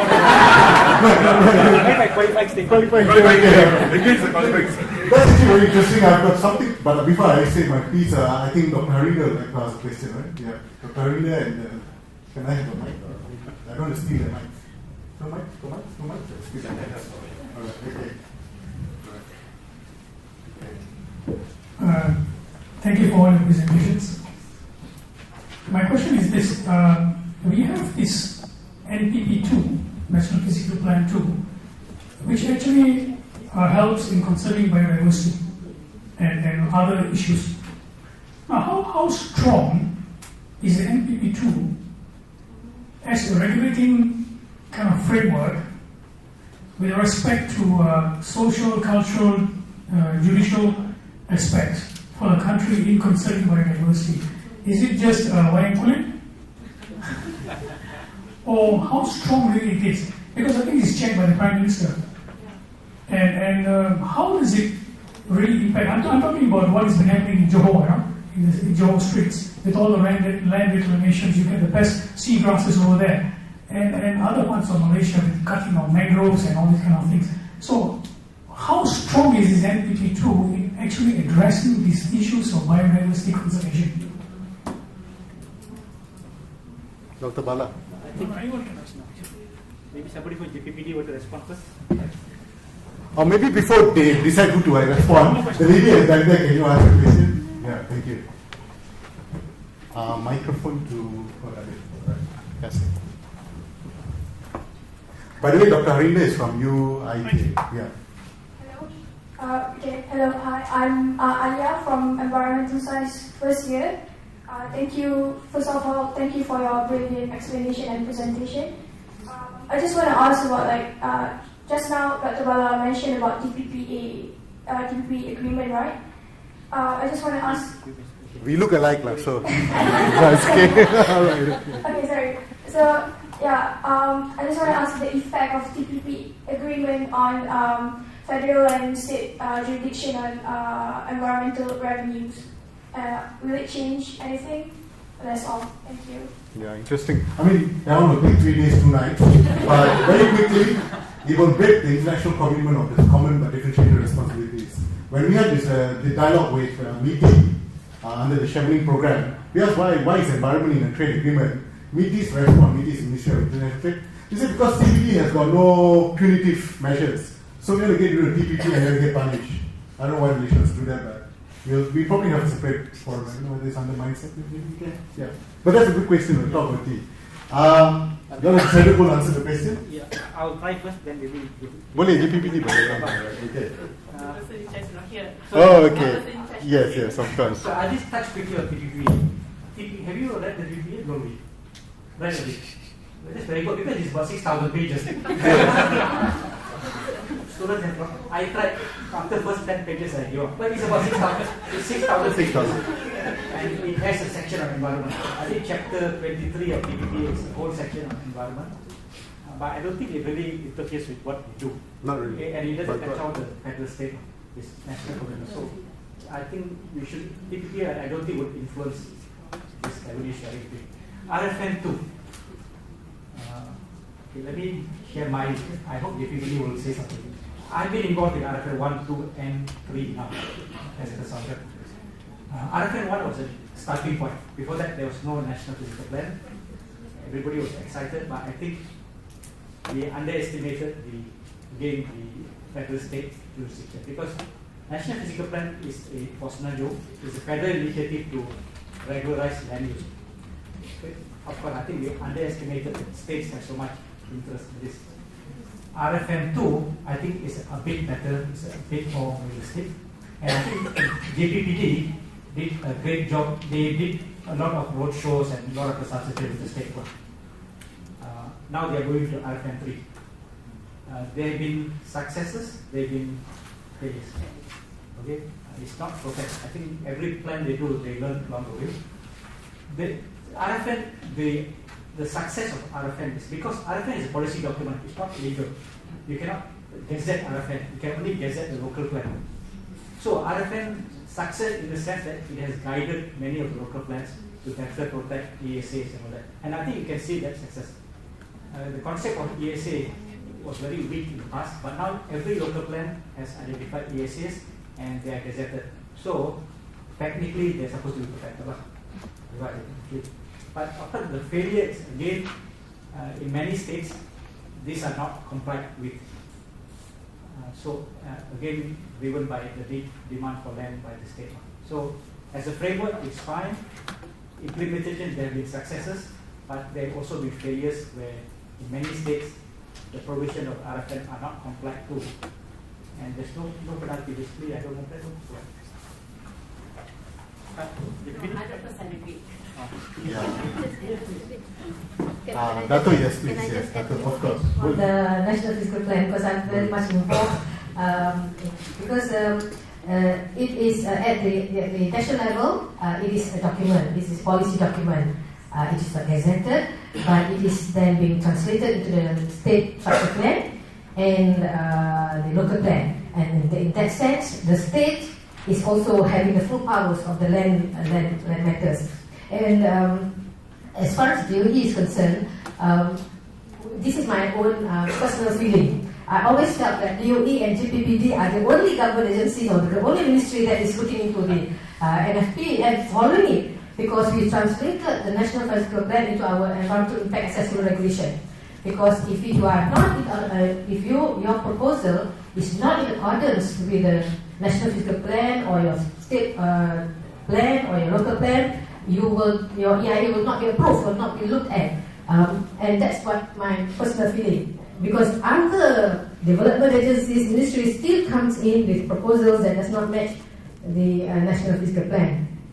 And if you go to the National Fiscal Plan meeting, of course, checked by the Prime Minister, it is still a nasihat yang dikeluarkan. And if you don't follow, so they will just look at their state draft, the state structure plan, and they, of course, can be changed and can be amended anytime. But even to us, it's alright. You can amend because land is state matter. You can amend accordingly and what. But the most important thing to me is to have the plan and to identify which are areas, which are the ESAs, where are the environmental sensitive areas that you need to protect or you need to conserve. Because as a state, not looking into the financial, as a state, you must have an ownership on the environmental sensitive areas, the forest or the lake that you want to conserve. You have to have an ownership. You cannot just do whatever you like and ask the federal government to come and help and to clean up. Thank you. Thank you. One moment. Boleh. Just to add what Ahimsa said in the morning. He said in the environmental sector, people working here always like to highlight values. Success stories are seldom shared. So in the case of NPP2 and PP1, and also Center for Spine, you only hear about people not complying. But we seldom hear that a lot of people actually comply. And a lot of important areas have been protected as a result of this law. Center for Spine, I also guilty. I showed you the bad example. But I have slides that show you all the good examples that areas have been conserved as a result of this plan. So if there were no plans, we would have lost a lot more. Alright, on that positive note, it's now 1 o'clock. I see people leaving. We've got a very good lunch, so don't leave. Being a moderator, we'll go on for another 10 minutes. Any more questions? I see Dr. Siva, Dr. Yes, Ipin. But before I give you both, I promised Ipin much earlier. So Ipin and then Dr. And then, yeah. Thank you, Raghu. I'm Ipin from UNMC. My question is very simple. Recently, State of Sabah declared that they will follow RSPO compliance, at least for the whole state. So for Peninsular Malaysia, is this possible? Like, can it be done through the federal government, or does or each state have to take the step by themselves? This is my question. Thank you. Thank you, Pin. Dr. Siva. Easy answer. Yeah, can I? Microphone for Dr. Siva. Yeah. Oh, God. Sorry. Thank you. I will try not to talk, but this subject really interests me, so I have to. I think it's good to see more people are discussing this because one of the wildlife is really affected by this federal state, and more so. I don't think that we have come to a stage where this issues comes up in election manifesto. So that's where it's depicted into resource allocation. You can have all kinds of plans, but in the opposition parties, the ruling party, there's nothing about environment, wildlife in the election manifesto. So why do the minister want to take action? No? So that should be one I think the NGOs must try. Secondly, as many people pointed out, it's really a state matter. Huh? So instead of directing the barking at the federal government, we should also bark at the state governments. We should have NGOs in Kuantan, in Ipoh, and it's also a kind of federal. So if you look at other federal countries, federalism, Canada, they have a lot of NGOs even at state and district levels. So they are being, it's like a federal issue. But I would like to, whether we can look at other forms of land tenure systems. I mean, in our constitution there is also easement. So land is for bundle of rights, and this year we're talking about the biodiversity issues. Whether we could ease and buy over these rights from the state. The state can do other things, but that conservation aspect is already being paid for by the federal or something. And this is carried into the land title. So anybody who buys over such land, they carry along with this easement. That's one thing probably we've not explored, but other federal countries, US, Canada, already have got this, but probably through agreement and so on. What Prita also mentioned, that the cooperative, it's an agreement form of it. Then this federal state kind of issues is also reflected in the civil service. We have federal officers, state officers, concurrent officers, federal officers seconded to the state. So they also play a major role. And we don't have environmental officers in the state. So we won't bring an issue, nobody, don't know whom to talk to. And no people to integrate those things into the state and even the district. There's no environmental officer. So could we look at that as a possible thing? And some or other that the green areas should be a form of incentive, not a disincentive. You've got 50% of your forests covered in the state. It should be incentive. So it should be, I wouldn't say compensated, some grant given for the states yearly to be, to keep those areas intact. And that could be, is it another way where the higher level of protection that you get, the more incentive you get. Maybe that kind of system you could introduce. Thank you. Thank you, Dr. Siva. Dr. Jamili, of course. Doctor, ada mic kat sini. Kawasan pun ada. Dr. Siva is ex-wildlife department, now retired happily, I think. Thank you. I'm Jamili from Sabah. I try to refrain from speaking because whenever I open my mouth regarding state and federal matters, tend to go overboard. But I'll limit to just two small points. Number one, I came over, I flew over all the way from Sabah because Tabala gave me a teaser about that what he spoke about, and also intrigued that I flew in, and I don't regret it. It's really interesting. Just that if you present it to the state, to the federal cabinet, there will be probably no incentive of taking that forward. Maybe sweeping under the carpet, but the proper forum probably will be the persidangan menteri-menteri besar. Then all the states will look at it and try to push it forward. Thank you, Dr. Balas. Really interesting. The second point is Ms. Prita. that bit about the consultation process is not even to get the consent of the states. That's true. And one source of irritation from the state is that the state authority really need to be defined. Who are they? Because there are instances where the consultation process is from the federal to the federal officers in the state. Example, I'm not saying it happened, but let's say for the Department of DOE, there's an office in our state also. So the consultation process to them is the headquarters consulting the officers in the state. So they said they have done the consultation. And that's a bit unfair because the real state authority has not been consulted. So the definition of state authority also need to be properly defined. Thank you, Madam. Thank you, Dr. I'm not going overboard this time. No, fantastic. I mean, thank you so much for flying a few thousand kilometers away to KL. Okay, any more questions? No, I'll leave it to the panel now to discuss or to answer. I can answer Dr. Siva's question. Yeah, please, Prita can. Do you have another question? No. Right. Dr. Siva, before I forget your question, there's actually already a provision within the federal constitution that talks about grants of land. So it's a question of making use of it. So where land in the state is given to the federal government or reserved by the state for federal purposes, there's already provision in the federal constitution that calls for a payment to be made in respect of that. So you can already currently utilize provisions that's provided for in the federal constitution. So in federal purposes, it's already been defined to include any matters on the concurrent list. How about forest reserves? Forest reserves might be a bit difficult because they're on the state list. But if you go back to wildlife reserve, for example, so you have legislation on wildlife, which is on the concurrent list. But the federal government can only look at it from a species point of view where they list species for protection, but it has no purview over the land in which it can declare wildlife reserves, for example. You still have to go back to the state in order to do that.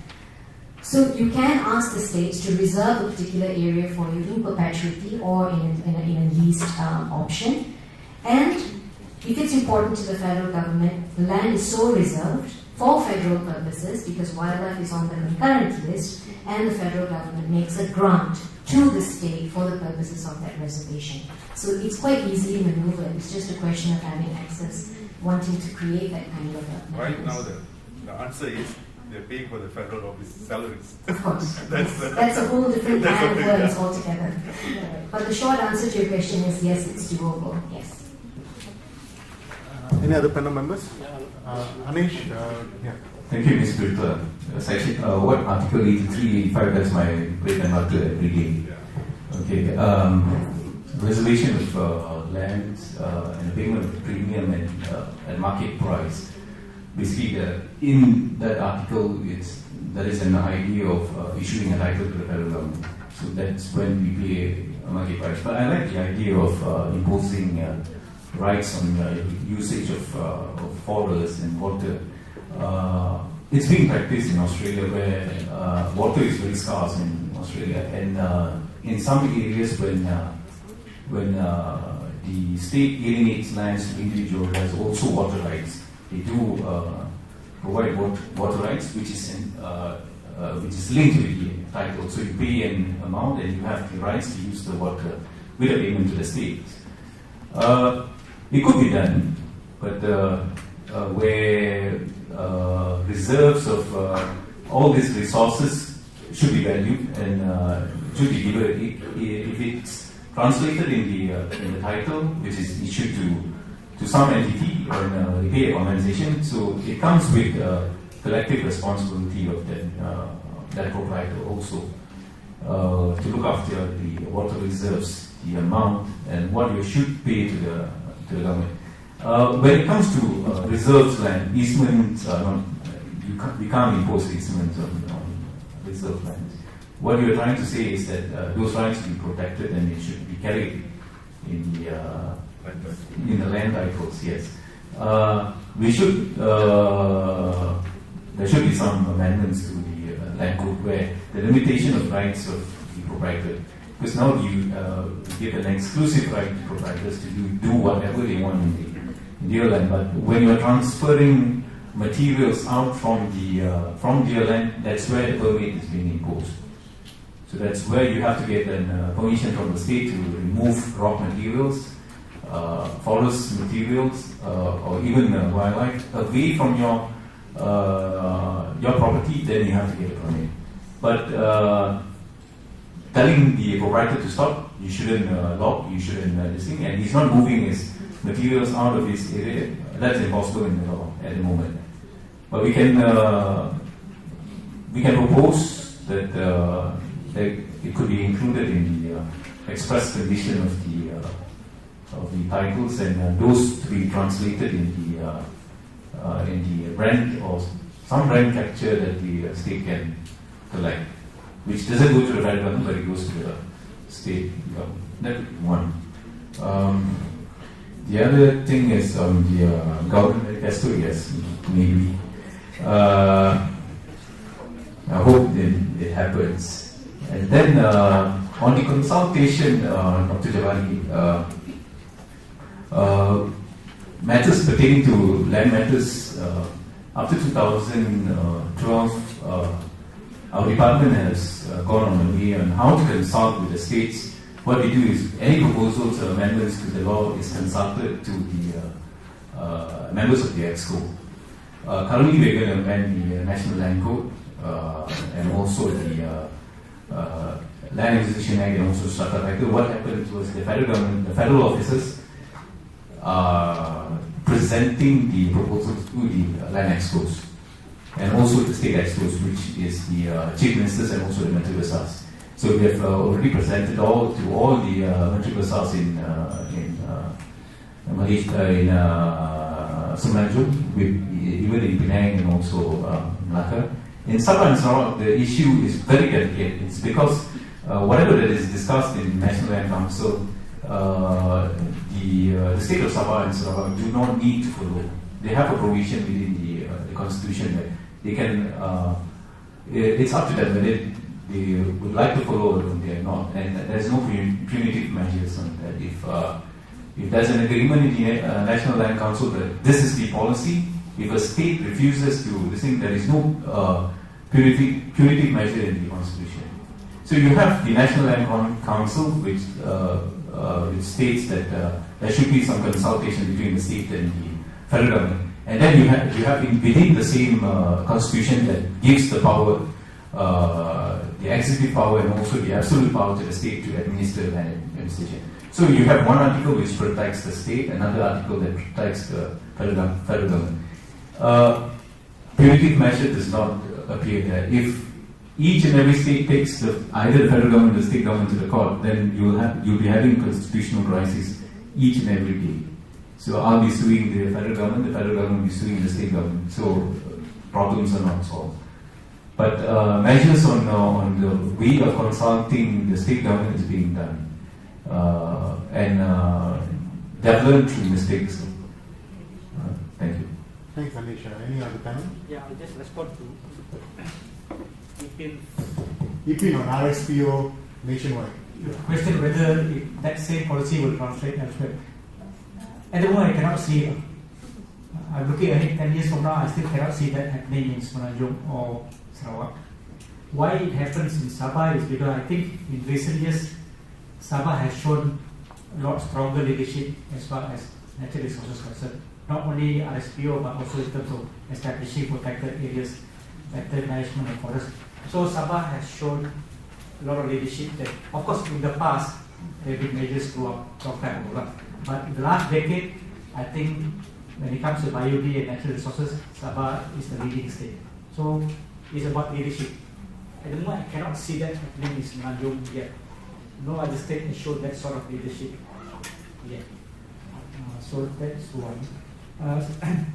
Second, Siwa's point about we need to find other ways.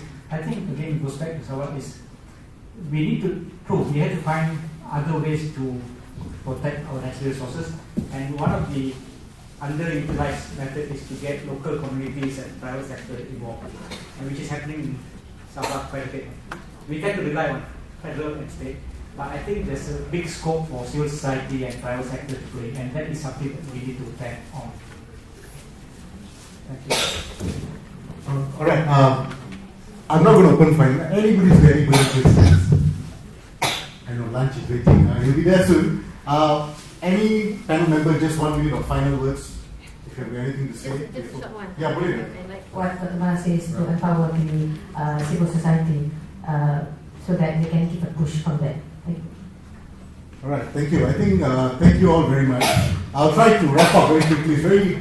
I don't think we've got any solutions concretely, but what's very interesting is federal constitution is important. It's also how the courts interpret the constitution. Some recent cases makes you wonder whether the courts and the judges are interpreting it correctly in terms of view with certain things. And in fact, in terms of environment, there's a famous case between Kajing Tubek and DG of DOE regarding the Bakun Dam. They wanted the EIA to be made public, but the order in Sarawak, the environmental order in Sarawak 1987, does not require the EIA to be made public. So, and the court upheld that that's a matter of the state. So, since environment is still not mentioned in federal constitution, that brings about many. So, amending the EQA is not going to strengthen anything per se, you see. So, with that, I think some important points came up. I think awareness at all levels. I think a forum like this is so important. I myself learned millions of things today in that short span of in the morning. I think this is very important. We've got to empower ourselves, our rights of the Constitution, and what we can do to protect the environment better. And I think awareness will lead about leadership. People say, how come CM Anman Satay is performing so well? I said, he got his training in NRE. So now when he went back to his state, he was our minister. I was an officer. Now he go back to his state, he's doing quite well. And I think this issue about incentive is very important. I don't know if our colleague from EPU is there. I don't think they said it coming. But I think if you look at the 11th plan, there are some plans to do this, and I hope that will be done in the next 5 years. Advocacy at all levels, we can't stop. I mean, it's just not civil society. It's all you. I mean, students, it's still great you all are here, and everybody can do advocacy. We need more scientists to speak up. That'd be great to, influence the policy space. And I think what's really needed now, our constitution, as I said, was done by one Pakistani, one Indian, one Australian, 2 white guys from UK. That was in the, that one, I think I get caught for that, but I don't know if it was around the Tory shop nearby, maybe. Alright, but that was in the 56, right? 1956, and the economic and demographic situation, political situation was very different. It's probably a time now that we look at it very carefully. Amending is very sensitive, but look at it carefully and look at how we can implement better our biodiversity, natural resources requirements. At the end of it, I think, as we say one Malaysia, but sometimes it's just one Malaysia in terms of word, but we seem to be 13 different governments trying to do different things. So I don't think we've reached any solution, but I think we've got some recommendations coming on board. We'll try to put it in some kind of policy brief or whatever comes out of this and try to get it down to NRE or other central agency. Before I close, Dr. Ansa, any final words? Right. Thank you all very much. Thanks for filling the questionnaire. Okay, I guess one clear suggestion to follow up. I think Dr. Bala would do some presentation not only to the cabinet but also to witnesses.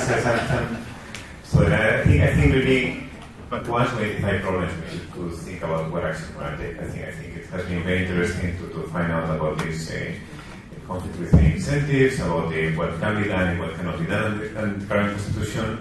But I would really encourage, people like us who has some capacity to have an influence, to really take some action and see how we can influence these things.